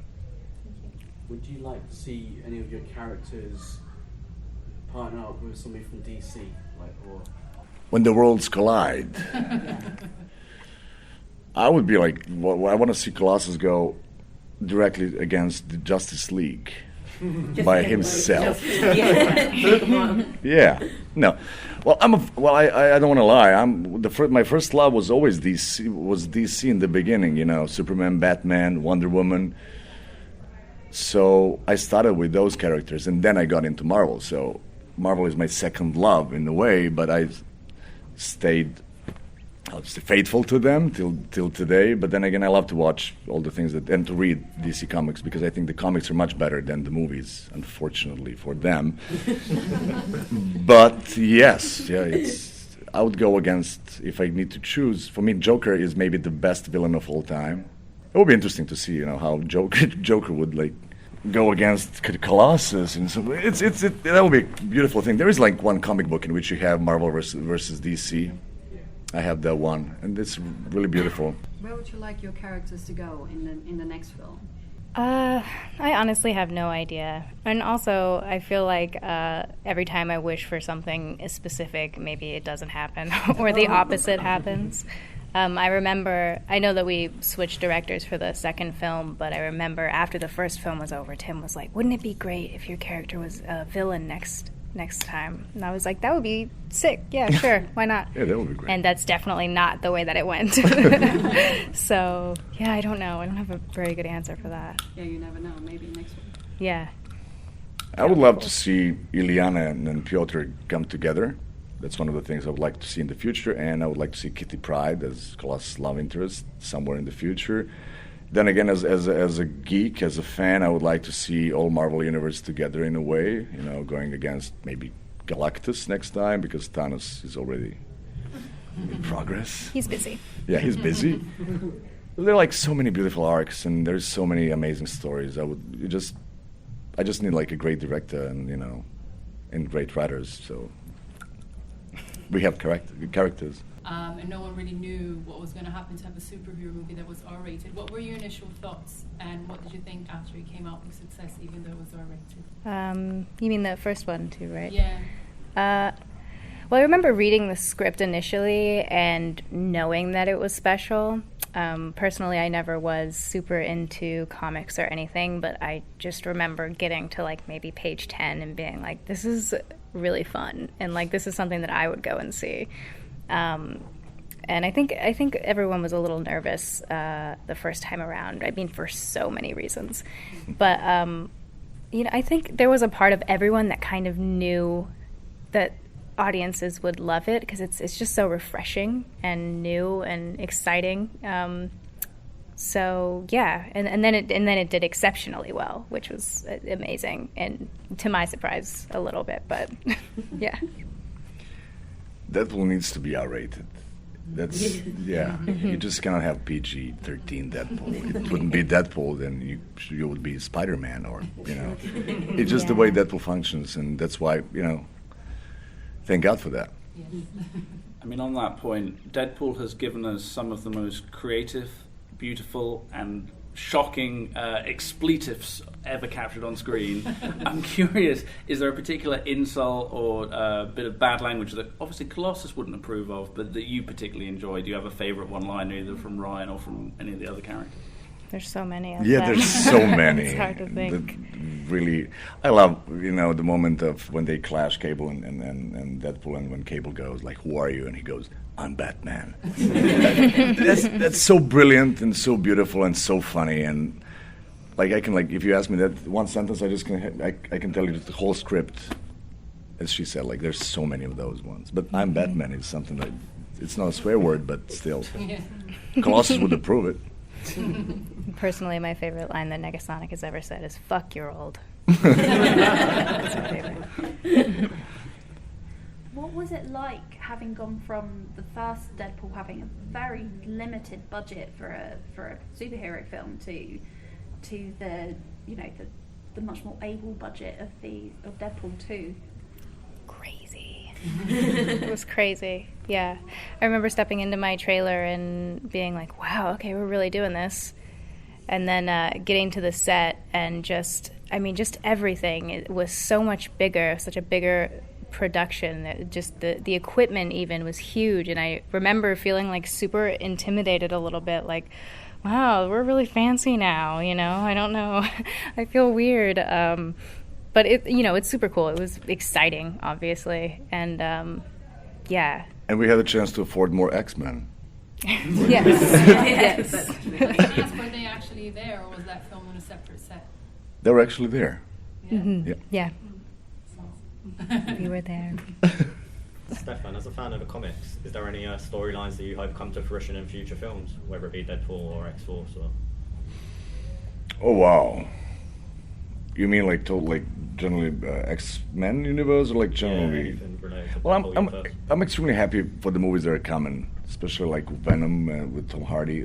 Those are the things that I really enjoy and waiting for them. So you have so many amazing arcs and stories, and I was hoping for Infinity War a long time ago, and it happened. So I would love to see Kraven's Last Hunt, for example.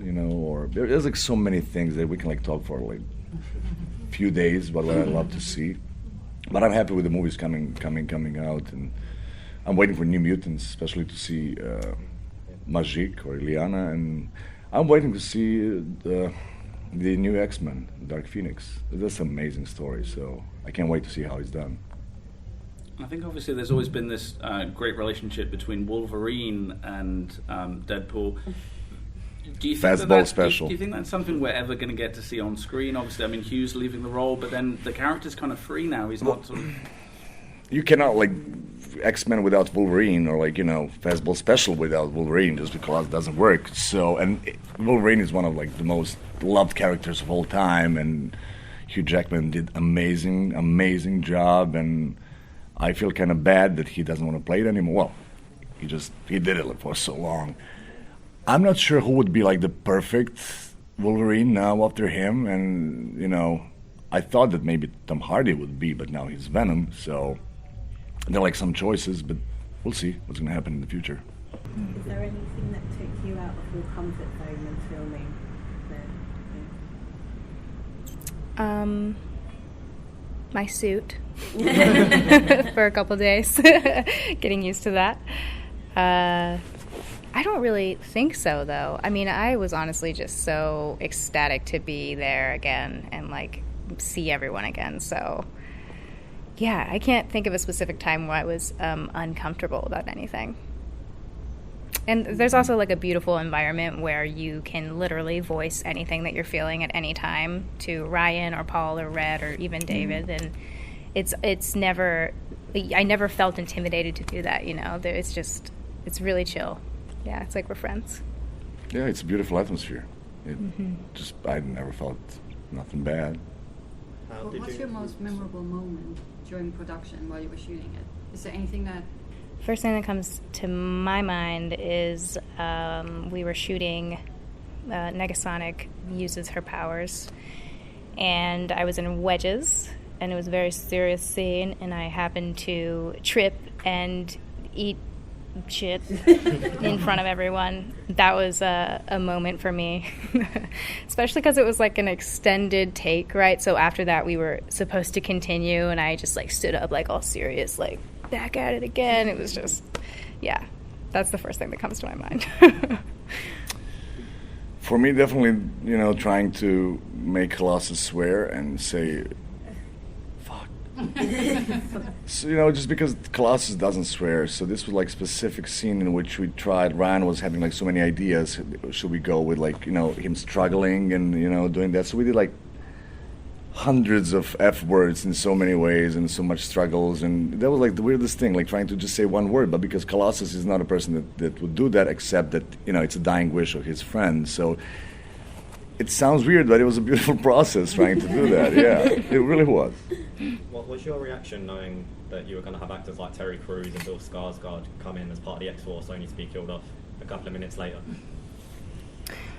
Well, I remember reading the script and being like, new characters, and then a couple of pages later being like, okay.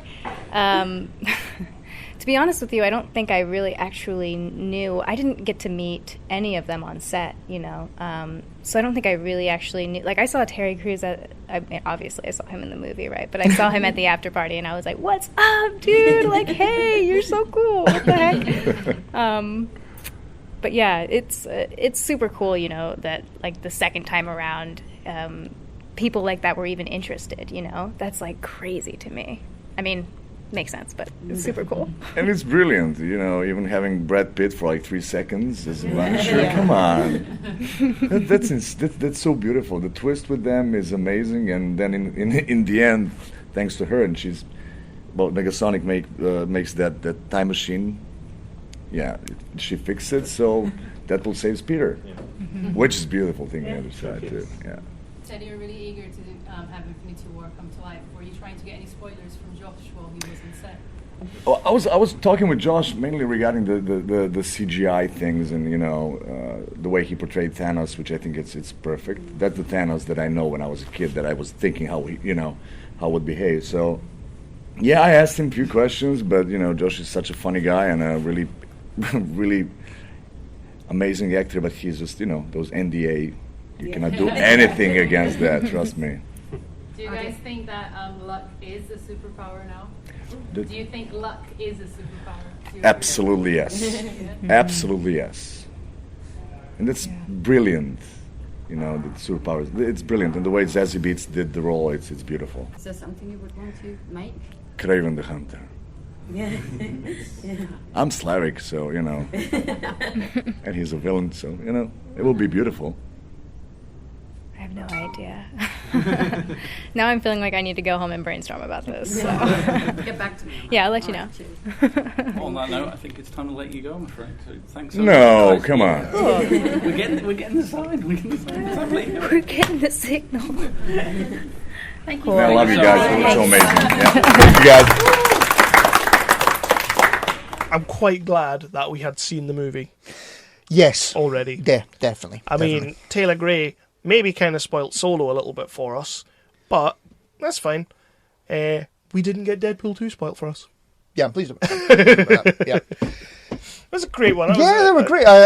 We both got our photos taken with them, which was cool. I do look like a bit of a midget next to him. You do, yeah. Which is, he's Colossus, so I would expect that. You know what I noticed about my photo of them? You do stupid things with your hats. No, I look pretty big. Okay. Like, I look like I've got some broad shoulders, a little bit of muscles. I might have some pecs under that t-shirt. I don't know. I was looking really good in that photo. Apart from my ears sticking out my hat. My ears do look a bit stupid. Well, you saw me try to wear a hat that weekend, so yeah. Don't worry about it. I'm not going to. Going to. So what else did you love about MCM Comic Con London? What did I love about it? Just again, when we go to these kinds of things, the general atmosphere of the place. Everybody was friendly. Everybody was having a good time. You know, I spent a bit of money. Yeah, you did. I did. It was your fault, though, to be fair. You spent like £150 on a sex toy. I'm still going with that joke, yeah? Yeah. Yeah, brilliant. Tell the people what you spent £150 on. Or is your dad now thinks £1,000 on? My dad doesn't think that. Did he not see it? No. I will have to tag him in it. Oh, and by the way, he doesn't go to that thing. He so totally does. He says he does deliveries there. Okay. That's brilliant. I do think the next time he sees you, you're a dead man. So, a minute ago, he wasn't going there. Now, he does deliveries there. So, is he going there or not? Let's move on. I mean, I didn't specifically say I saw him buying anything. Well, you implied it. But I also don't think he's delivering things there. He might be, but I certainly don't think he is. Mr. Norman Richardson having himself a little nice big breakfast with those sausage and egg buns. I was over my mum and dad's having a cheeky coffee, and I went, "Aye, what's this?" I didn't mention you by name, but what's this I hear about you going to that burger van every morning for a cheeky breakfast? And my mum may as well have gone,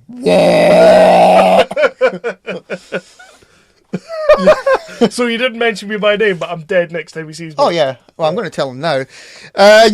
Just the general atmosphere of the place. Yeah. It's just these events are just so cool to go to. They really are. We need to cosplay one of these days. Oh, definitely. Aye, but yeah, it was. So I bought a Megatron. It's a line called Transformers Masterpieces. Ooh. I know. So it's a Megatron doll, basically. And you had to get Megatron because Soundbar had been bought. Yeah, Soundbar had been bought. Yeah. Or Shockwave. Soundwave. Or Megawatts. Or... I'm not going to say anymore. Shut up. Because I literally can't think of any more. Massive bell end. Everybody's so friendly. Everybody on the stalls and all that are just so happy to speak to you and everything. Yeah. And the bar was really nice. The bar was great. The bar was great. Yeah. And, shout out to the bar staff, cheeky free pint. Maybe shouldn't say that. Probably shouldn't say that. But we did. We totally somebody was like getting sacked. You didn't see them again. But yeah, we got a free pint. It was awesome. So, we are going to play our last talk. And then we'll do a little review of Solo after that. And yeah. Well, yeah. Why don't we do the solo thing first? Let's do the solo thing last because you'll be in a massive party after it. So, okay. Yeah, we'll play the last interview. Now, as Kev said towards the start of this episode, this interview is the guys from GTA 5. So you've got Michael, Trevor, and Franklin. And there's a reason it's last. There is a reason it's last. So there is swearing, and there are other choice words in there that were thrown out. These guys, as Kev said, were having the time of their lives. Well, that's the thing as well. It's kind of what you're expecting anyway with these guys. Yeah. I mean, I know that might sound bad because it's a game, and these guys, as Steven Ogg says in the interview, it is just a game. It's not real life. Yeah. But people are kind of expecting them to say these things. Yeah. And you heard people all weekend were asking Steven Ogg basically to swear at them. Yeah. Which I would totally would, do that as well. I mean, if we ever get him on the show, he's totally doing that. So yeah. But there is swearing in this, and there are other words being said. So if you are going to get offended by it, we have warned you. Don't blame us. We'll play the thing now and let you enjoy it. Yeah, because it is a cracking interview. Love these guys. Yes, it is. Love these guys. Just how excited they are. It's crazy because it's been 4.5 years since the game came out, and they're just so excited. They come up and they're shaking sometimes, and you just go, relax, calm down. We're just guys. It's really fun, but it's just it's cool because to me it shows the how long the life of the game actually is. I guess were you expecting the game to have quite that longevity when you were doing all the work on it? I definitely didn't think it would. Not me. Yeah, I mean, it's 4 years later, almost 5. September will be 5 years later, and we still relevant in this video game world. It's amazing, man. It's a blessing. I'm curious what'll happen when I assume 6 one day will come out. 5 will just be irrelevant. Will we just drift off into the sunset? I mean, because I'm surprised that 4.5 years later anyone gives a shit. But cool.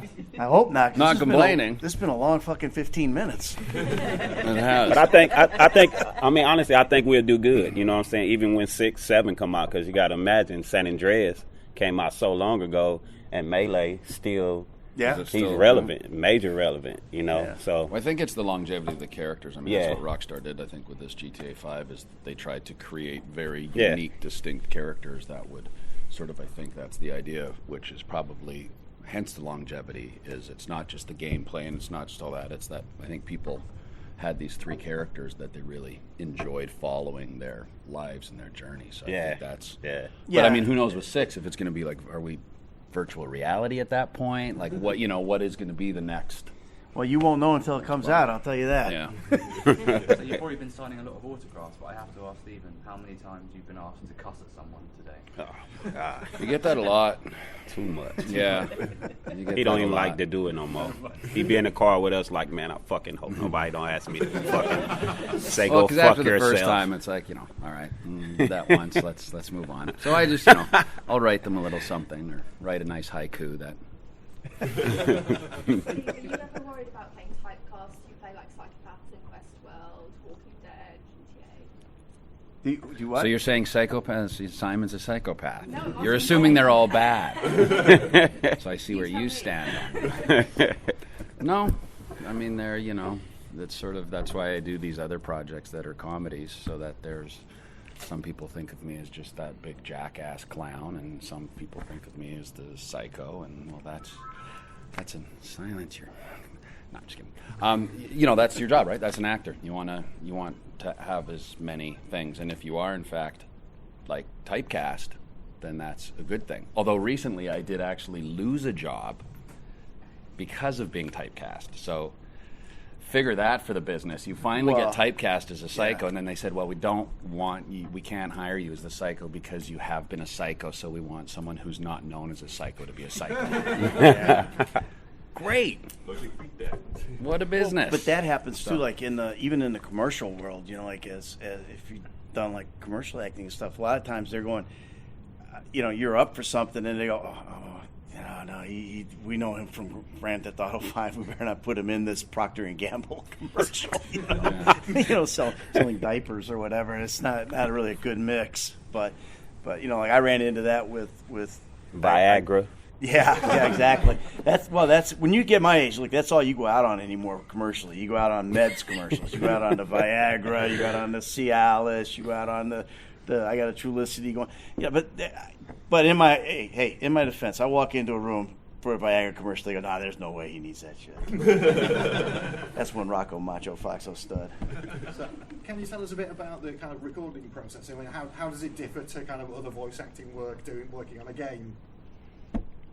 This is the first voice acting job that I really did, so I don't have anything really to compare it to. I mean, I did a Sheepdog years ago, but for me, this was no different than a regular acting gig, right? I mean, that's what it was. I mean, it was essentially the motion capture where we went in, and certainly that was my interest in it. Is that it got to be a cartoon. I didn't see it as a video game because I really didn't care about video games, but to be a cartoon. That was very appealing, and obviously the character in the script was most interesting. So it's like, oh, this should be fun. But it was, it was the only difference between, a movie, TV show, or theater, and then motion capture is the kind of the technique. So with this video game, it was motion captured with the balls, and we had our helmet, and so. Technically wise, it was challenging and difficult because you couldn't always hit. That's why in video games a lot, you have to, if you want to get into someone's face, you have to go to the side. You can't both. So it's just a technical thing, but it was, you show up, you have your 10 pages to memorize that day. Or 40. Or 40. And then, doing the voice acting, I didn't know that everything we did was fucking violent. Was violent? We never were nice guys in the fucking game. We would always fuck, nigga, fuck, bitch, fucking something or screwing something or robbing something. But there's a lot of hence why people always ask me to just curse at them because it's like that's all you have to do is drop a swear word. And that's the image that they have on us. That's what we if I cuss at somebody or Steven cusses somebody, they get a thrill out of it. Versus Steven walk up and say, "Hey, how you doing?" They don't want to hear that. They want to, "Hey, how the fuck you benefit, doing?" You know, sort of regarding your question of typecast. Outside in the real world, I mean, I do like to tell people these projects aren't documentaries, and like the video game is a cartoon, so I couldn't even be a cartoon, let alone Trevor. My name is Steven, so it's good to educate, and but the only benefit would be sometimes like if I do get, which I tend to sometimes get a little frustrated and angry, very, and people tripolar, fuck bipolar. It's terrible. No, he's not typecast at all. It's terrible because then people actually think. They get amused by it in a sense, it's like that's what they recognize as my anger. So it's very odd that like how today, many people can get pissed off and have people then be like, like this morning, man. I come downstairs at the hotel and he's fucking ranting and raving like Trevor just came the fuck out over some pain pills. He was fucking going crazy. The whole hotel staff was in the corner shaking and shit. I want some fucking pain pills. Well, a hotel should know where to get Tylenol. When the missus is in pain and the missus wants painkillers, a hotel staff should know. You should. Across the street? Where? Where do I go? For future reference, bro. Here it comes. If we together, if we all together, all he has to do is ask the old man for pain pills. He has them. I got Tylenol for days, man. Tylenol for now days. we know. You get my age, man. When now you push we know, the 60, the bones don't work. The bones don't work anymore. I admit it. It's rough. I can't run anymore, but Sorry, I was still terrible run at faster chewing than as both I was these going. guys. Since you mentioned cartoon characters, if you could choose, which cartoon character would you like to voice? Oh, that's funny. Oh, in like a cartoon universe? Anything that comes to I want to be a new black villain gangbanger character in the Avengers or some shit. They can make up something called the Gangster or some shit, I'm saying that to this camera right here, so look out for me, send something. I don't have an agent, but you can reach out to me somewhere. Just put it out in the universe. It'll find him. Solo. I don't even know any cartoons, so I'm terrible at... The only one I was referencing yesterday was the Wonder Twins, which was from, I think, like the 80s Justice League. And it was the two that I think they were brother and sister.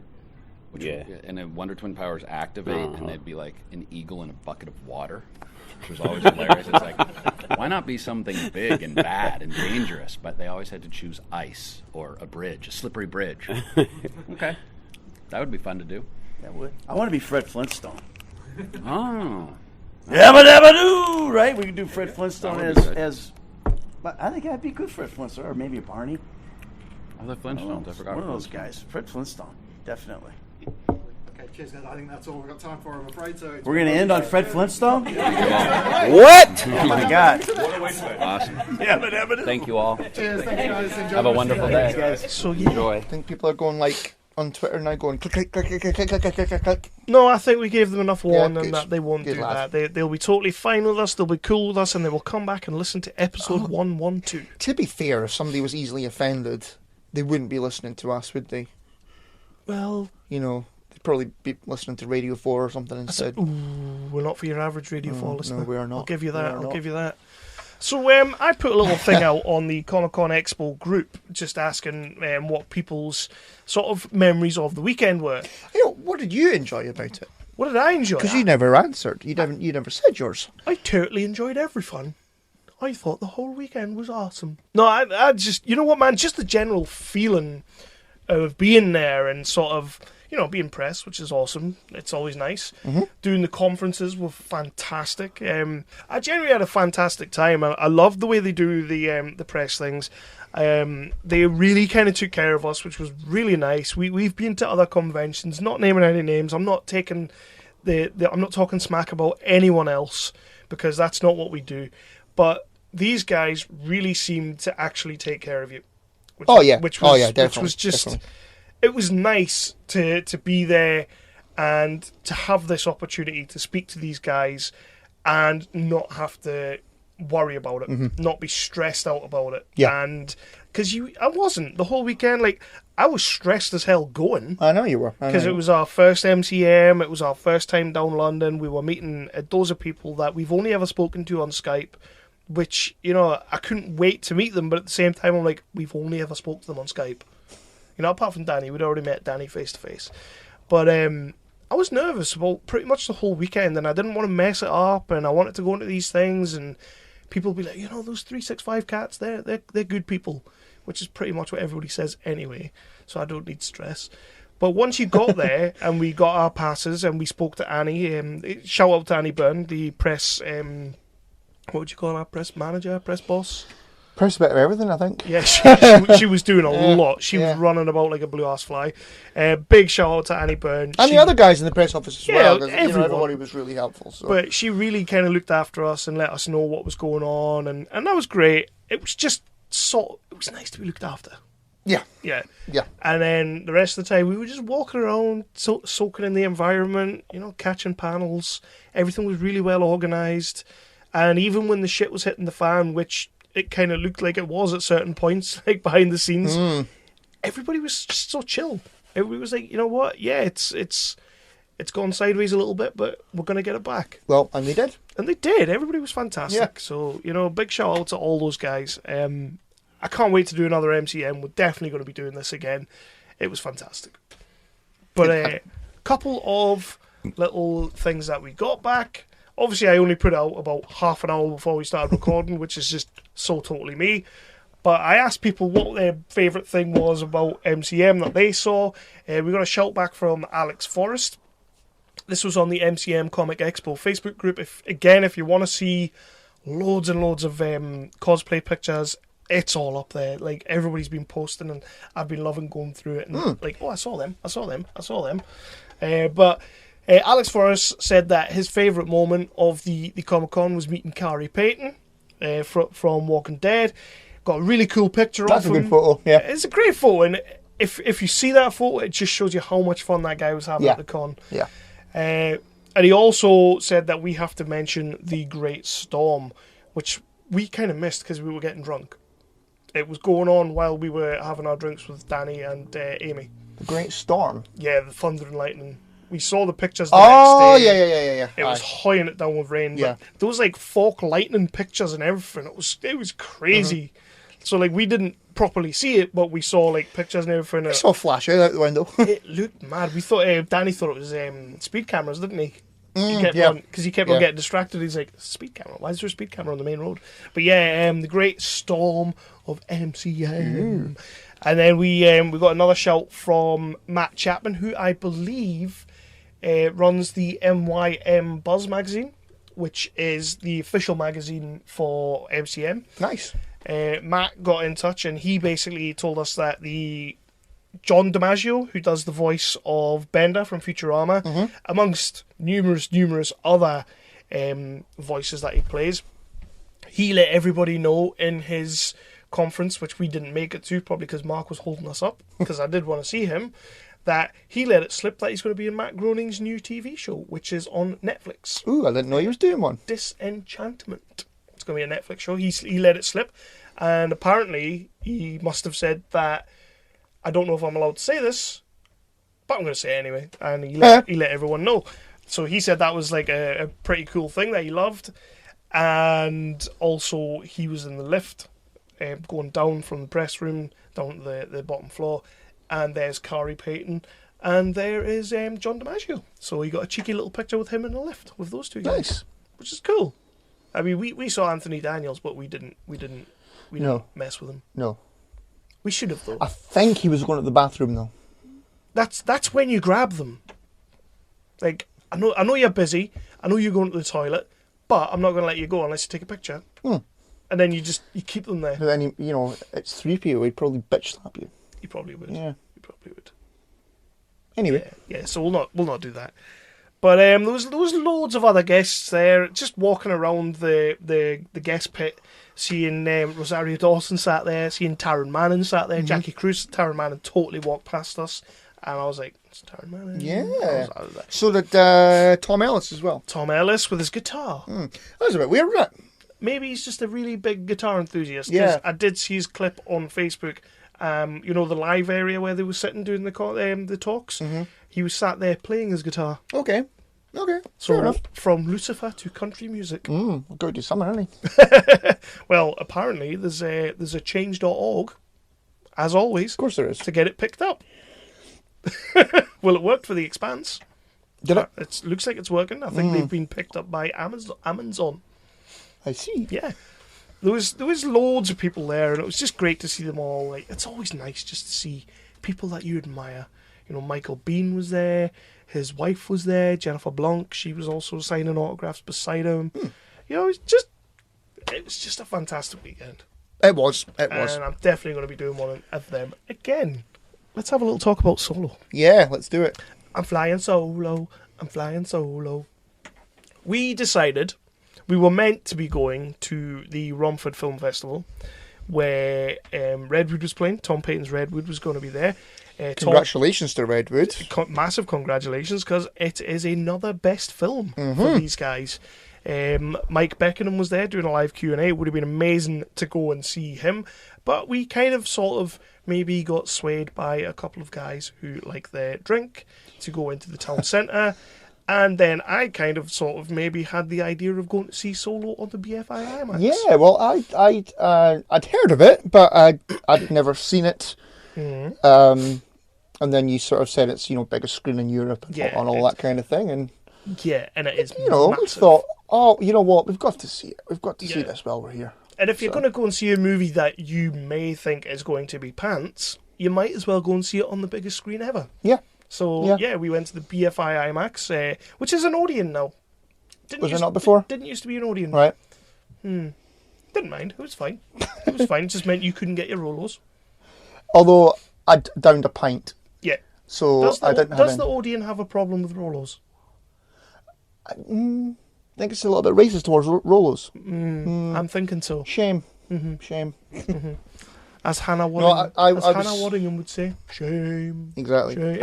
I wasn't in the mood for Rolos then anyway. No, but so instead of going to the Romford Film Festival, which would have been awesome, because Spencer over there, Spencer Hawken, he kind of invited us over after I'd said to him we're going to be down there. He's like, you should come over, you should check it out, come and see Redwood. Mike's going to be there, there's going to be loads of people around. Paul and Diane Knight, Paul's the director of Landscape of Lies. That movie was also being shown. And his wife is just awesome. She's like a total social media guru. She's like so good with the social media. And she's always shouting out to us, and because every time they put the poster out, they always use the 365 little thing, and it doesn't say as hell. Thank you very much. But yeah, we decided not to go there, and we ended up going to see Solo, and let's talk about Solo. Yeah. So you had a little bit of a problem with it. Dude, I checked out 20 minutes in. Yeah? I totally, I'd zoned out, and I was just passively watching this movie. To be honest, if it wasn't against every being of my moral fibre, I would have taken my phone out in the cinema and just started playing Candy Crush or something. Oh, I would have slapped you silly if you'd done that. You just don't do that in the cinema. You do not. You don't ever do that. I mean, it didn't start well when the three people that were in front of us started doing Would You Rathers. Were they doing that? Yep. Okay, yep. okay. And I don't know if that's a millennial thing, but they were like, would you rather do the kid that's playing Han Solo or the kid that's playing Lando Calrissian? And it's like, oh my god, get out the cinema. Get out, you cretin. Anyway. During the film? Before the film started, yeah. So we went in, 20 minutes into this movie I checked out, and I'm going to tell you exactly the point I'm going to check out. Go on then. It's a little bit of a spoiler. I know what you're going to say. It's a little bit of a spoiler, but it happens early enough for me to not care that it's a spoiler.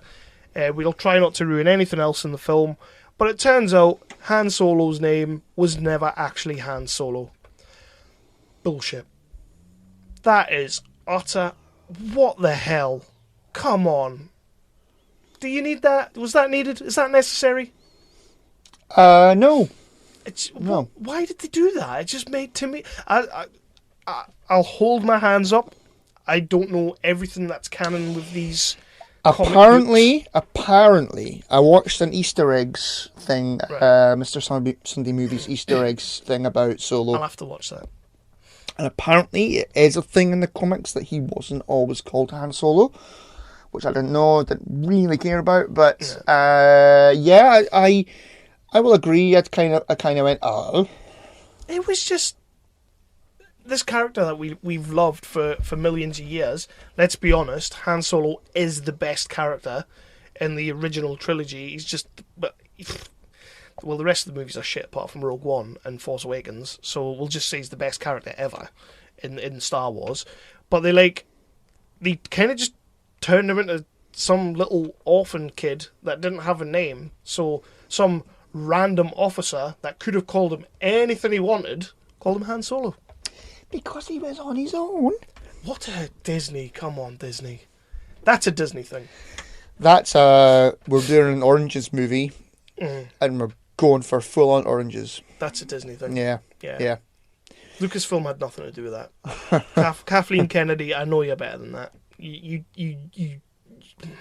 somebody take this off her. Somebody take this company off her, please.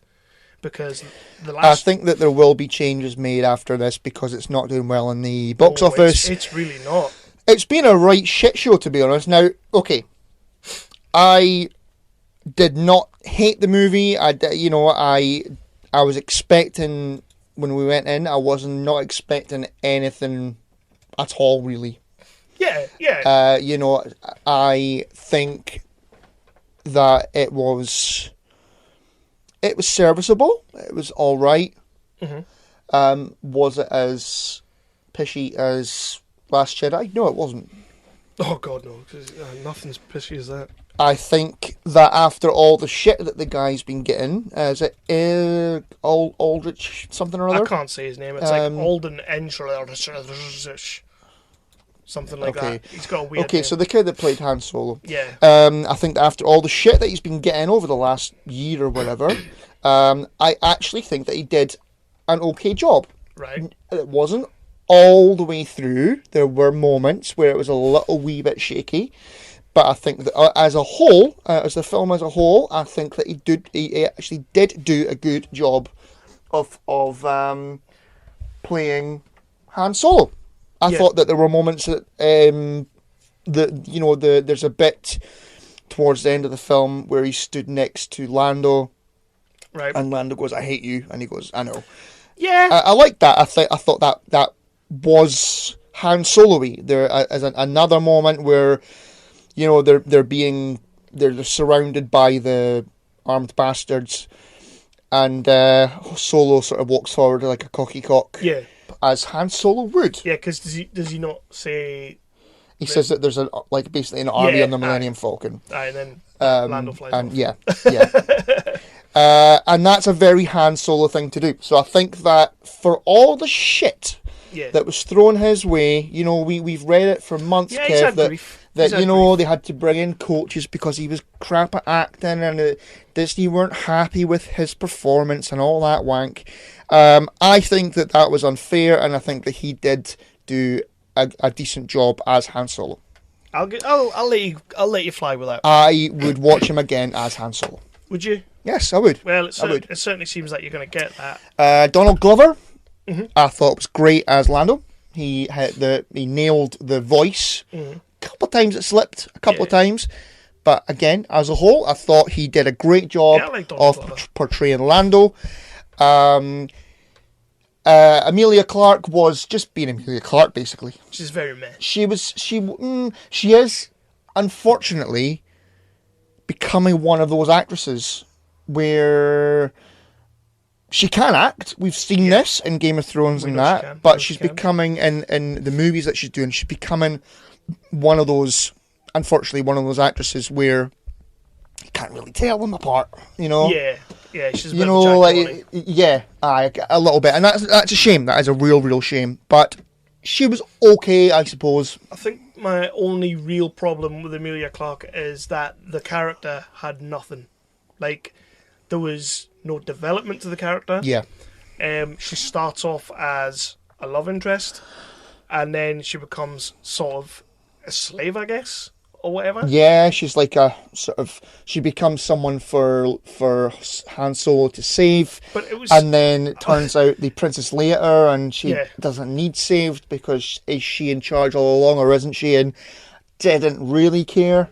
My whole thing with her was like, you see her at the start, And then she turns up again in the most random situation possible. Yeah. And you get no... Yeah, there's no... You never actually... They don't tell you anything. It's not explained at any point how she got away from that planet or anything like that, is it? She's just there and we've got to deal with it. Yeah, And she does nothing for the rest of the movie. They try to throw this love story down our throats. Mm-hmm. But it doesn't matter because it's like, well, you know that in... I think, did I say... when we're waiting for the train, I think I looked it up and it's like, is it 13 years before A New Hope or something like that? And 2 years before Rebels. So, I think so. So it's a really just pointless story because, you know, he's never ever going to end up with this woman because he's going to end up with Princess Leia. Yeah. So it's kind of like... Well, let's be honest, the whole movie's pointless. It's yeah, not. I know. I never wanted a Han Solo movie. I didn't think it was as bad as I was expecting it to be going in. Let's talk about other characters. So you've got Paul Bettany in there, who he was alright. He was okay, serviceable bad guy. All right. Yeah. The lines down his face were a little bit unnerving. Yeah. But he was okay, I suppose. And the lines he was delivering was very cheesy, but very cheesy. Yeah, he may have. People may as well have been shouting, you know, he's behind you or something in there. Do Americans have pantomimes? Yeah. That was a pantomime reference to Americans. Yeah. Google it. I think so. Yeah. I don't think they do. Did you just steal Hobie's new catchphrase? Google it. That was ours first. Let's talk about the big problem in this movie. The new Jar Jar Binks. L3. Blah, blah. No. Worst character I have seen in a long time. I'm seeing people rave about this character. Really? I don't know if it's... Well, I did actually put on... You did a post and I actually put that I loved the droid and that was sarcasm. Yeah, I knew it was. Good lad. Nobody else got that. No. Well, they are mostly Americans and they don't get that, so bless them. But yeah. It's pretty much as soon as the droid was up against the gate thing, like starting to start a fight or whatever... because there were droids being destroyed. I think it was like a Star Wars version of Robot Wars or something. And she was up against the gate saying, "Oh, you're picking someone your own size and all that." And when there's a moment where Lando says to her, "Is there anything else I can get you?" and she goes, "Equal rights." And again, fuck off. That was. It's not a good character. No. Absolutely not. 100% Disney's input. Yeah. That was a massive Disney input, and it sucked. It sucked. Yeah. It did. I hate to actually think that somebody wrote those lines. Mm-hmm. I feel sorry for those people writing those lines, because it's like in the interview that you would have heard earlier in the episode with Negasonic and Colossus, there's a question asked about how important it is for LGBT characters to be portrayed in superhero movies. Yeah. And Brianna basically says that it is very important. Well, yeah, of course it is. But she says basically that the way that we did it didn't make it a punchline or anything like that. It made it a serious character in a serious film, so that we can address a serious issue. Yeah, so you didn't have Deadpool making bloody furry cup jokes or anything like that. But this was like, let's deal with all the issues of like the millennials and everything, and let's put it out front. Equal rights for robots, and it's just all like, I could totally mac on Lando and all this, and I'm just sitting there thinking, you're making this an absolute one-note joke of a character, and it's not even a good one-note joke. Like, I couldn't even laugh at that character because it was crap. And we're sat in the cinema, and I can hear all these people around us laughing. Yeah. And I'm like, what's going on? Like, take this character out of this movie right now, and spoiler, they do. And they do, and yeah, I think similar to what movie was it we were watching? Oh, bloody Infinity War. Where, spoilers, Vision dies. You know, he gets the stone ripped from his head and all that, and they really wanted so us to care. we were supposed to be in floods of tears. Yeah. And I think it was the same kind of deal where Lando is all over her, and crying and stuff and going, Elder! Optimus! and crying and everything. And I think we were supposed to be going, yeah. No, we weren't. We were going, same as Vision. Thank fuck for that. Thank you. Get out my movie. I know that you had major problems. You listeners, you should have seen the huff this guy was in after we left the cinema.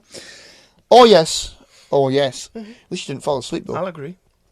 The movie had issues. I'm just saying that I didn't think it was all bad. Okay. What pissed me off was, and we had this conversation after we left the cinema, is who in the blue hell was in charge of marketing this movie. Yeah. I totally agree with you because, you know, I said to you, Rogue One was the story of how do they steal the Death Star plans before A New Hope. This movie should have been all about the Kessel Run. The Kessel Run, yeah. All about it. The Kessel Run should have been all over the trailers.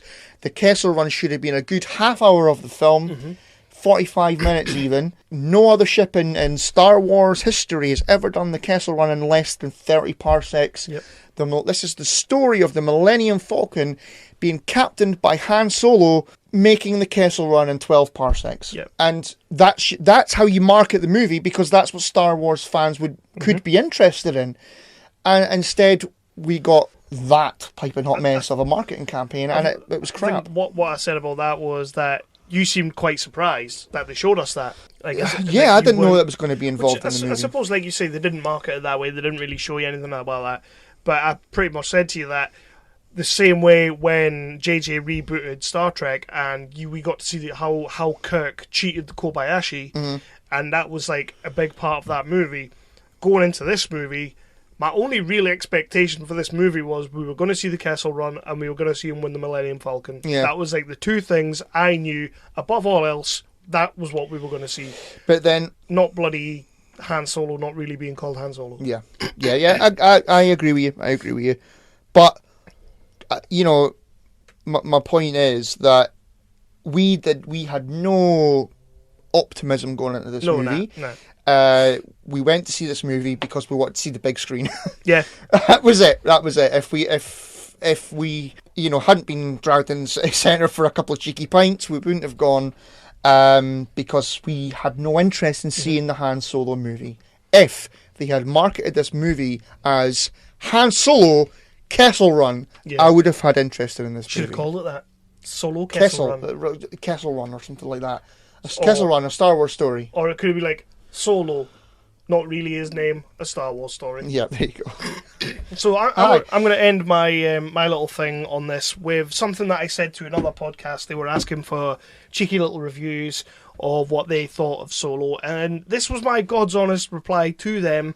I basically said, as a huge Star Wars fan, I thought there was little to no point to this movie. It adds nothing to anything. Generic story, very bland characters, substandard acting, and no development. Pretty much checked out 20 to 30 minutes in after the name thing. But as an average moviegoer, it is a mildly entertaining movie. It's not taxing at all. And you know what? It's a bit of fun. It's a Star Wars movie. I did say to you, you know, when they're in the bloody Kessel Run thingy and you've got the John Williams Asteroids music, I know that it's a bit of a cheap. Yeah. It's a bit of a cheap trick. And, you know, they did that with Justice League as well, with the original Superman music and the original Batman 89 music, putting it in there. Just sort of hoping that a little bit of nostalgia in our heads, in the back of our heads, will make us think that we're watching a better movie than we actually are. But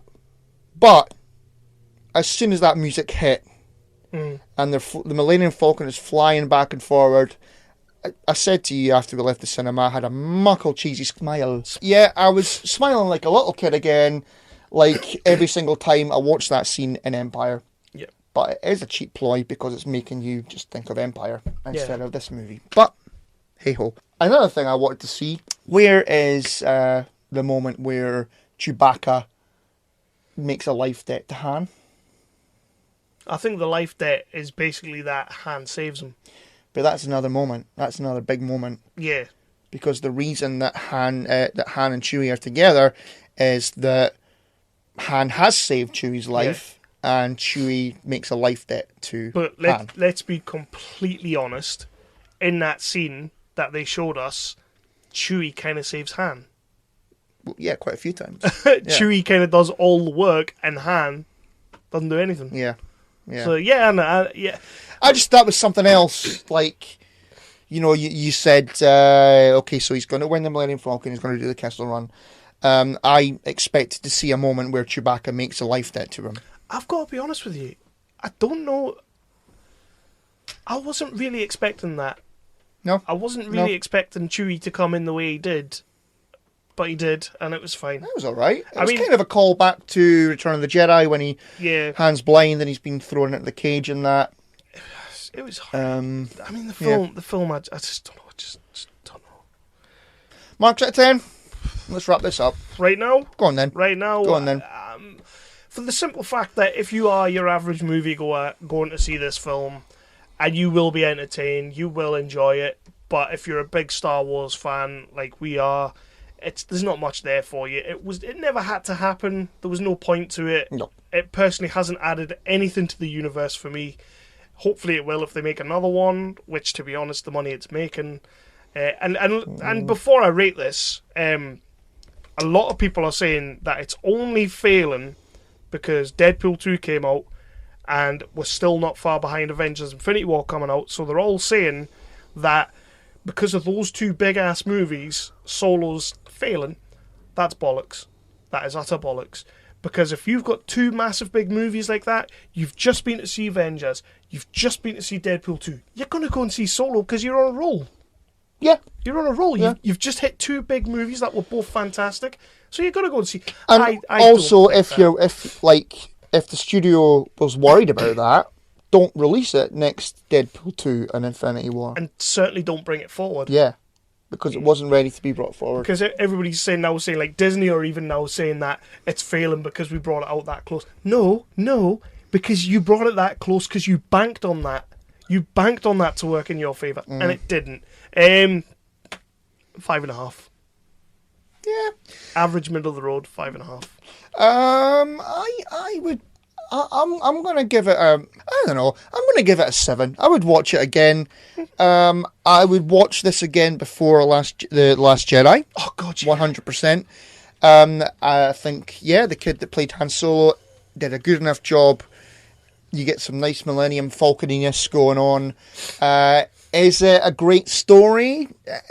No, not particularly. It could have been better, but I would give it a good 7 out of 10. I will watch it again. I will buy it on Blu-ray when it comes out. I want to know what the problem is with making a good Star Wars movie. I think that surely all you have to do is set it in space and it's a great movie. Well, I don't know, man. I don't know. There does seem to be a bit of an issue going on there. The issue is, we had this conversation in the pub at one point over the weekend there. The issue is a Star Wars movie every year is not working, and it's Star Wars should be a special event, cinema, visit to the cinema. It should be, yes, we're going to see episode 10 or whatever. Yes, can't wait. But if you're doing that shit every single year, it's becoming, okay, Star Wars out in a minute, I suppose we'll go. Yeah. And that is not what a Star Wars movie should be at all. And now we've got a year and a half before the next one. Have we really? Well, yeah, it's... Is it this? No, it's... Not this December, next December. Oh. Unless they've brought that one forward as well, which I really hope they haven't done. JJ's doing that, isn't he? Right, okay, just back the fuck off, Disney. Let JJ do his thing. Let him sort this trilogy. Give us an Obi-Wan movie. Yeah. Give us a Darth Vader movie. You know what? The rest of these, unless they have like some kind of grand plan where they're, we mentioned Taylor Gray. Yeah. Unless they're doing some kind of big grand plan where they're bringing all of these stories together, like Rebels, like the live action characters of Rebels being brought in. That would be interesting. That would be kind of cool. It would be. There is someone that is brought back into the into the movies, into the movie universe, which we knew about because of the talk. Yeah, it kind of ruined that for us. And if they were to do something with that, although apparently, spoilers, he is now dead in Rebels, like properly dead, because Obi-Wan kills him. Oh, well. In Rebels, so that's kind of fucked that idea. Brilliant. Yeah, brilliant. Yeah. So, yeah, MCM Comic Con 2018 London in May was awesome. We had the best time, and we just want to thank everybody. Everybody that was there, the guests that were there, the cosplayers that were there, the people that were there. It was just a fantastic weekend. It was, yeah. We got to meet some awesome people. We finally got to meet Toby face to face. We finally got to meet Danny face to. Well, we'd already met Danny. We finally got to meet Marc. Marc was there. Marc Zammit was there. Daniel. Toby introduced us to another guy, another filmmaker who does a short film fest. We're going to be working on something with him shortly, hopefully. That'll be awesome. We met some guys with some great projects that'll be coming on the Indie Talk soon. As Chris said earlier, there's emails flying around. We got a lot out of this weekend. It was a fantastic weekend, and I think my wife will be happy that it wasn't a complete waste of time. It was never going to be a complete waste of time. Was that going through your head? No, it wasn't for me. But thank you to MCM for having us. Thank you to Annie for looking after us. And we will see you all again soon. Yes, we will. Awesome. So, yeah, 111 done. Boosh.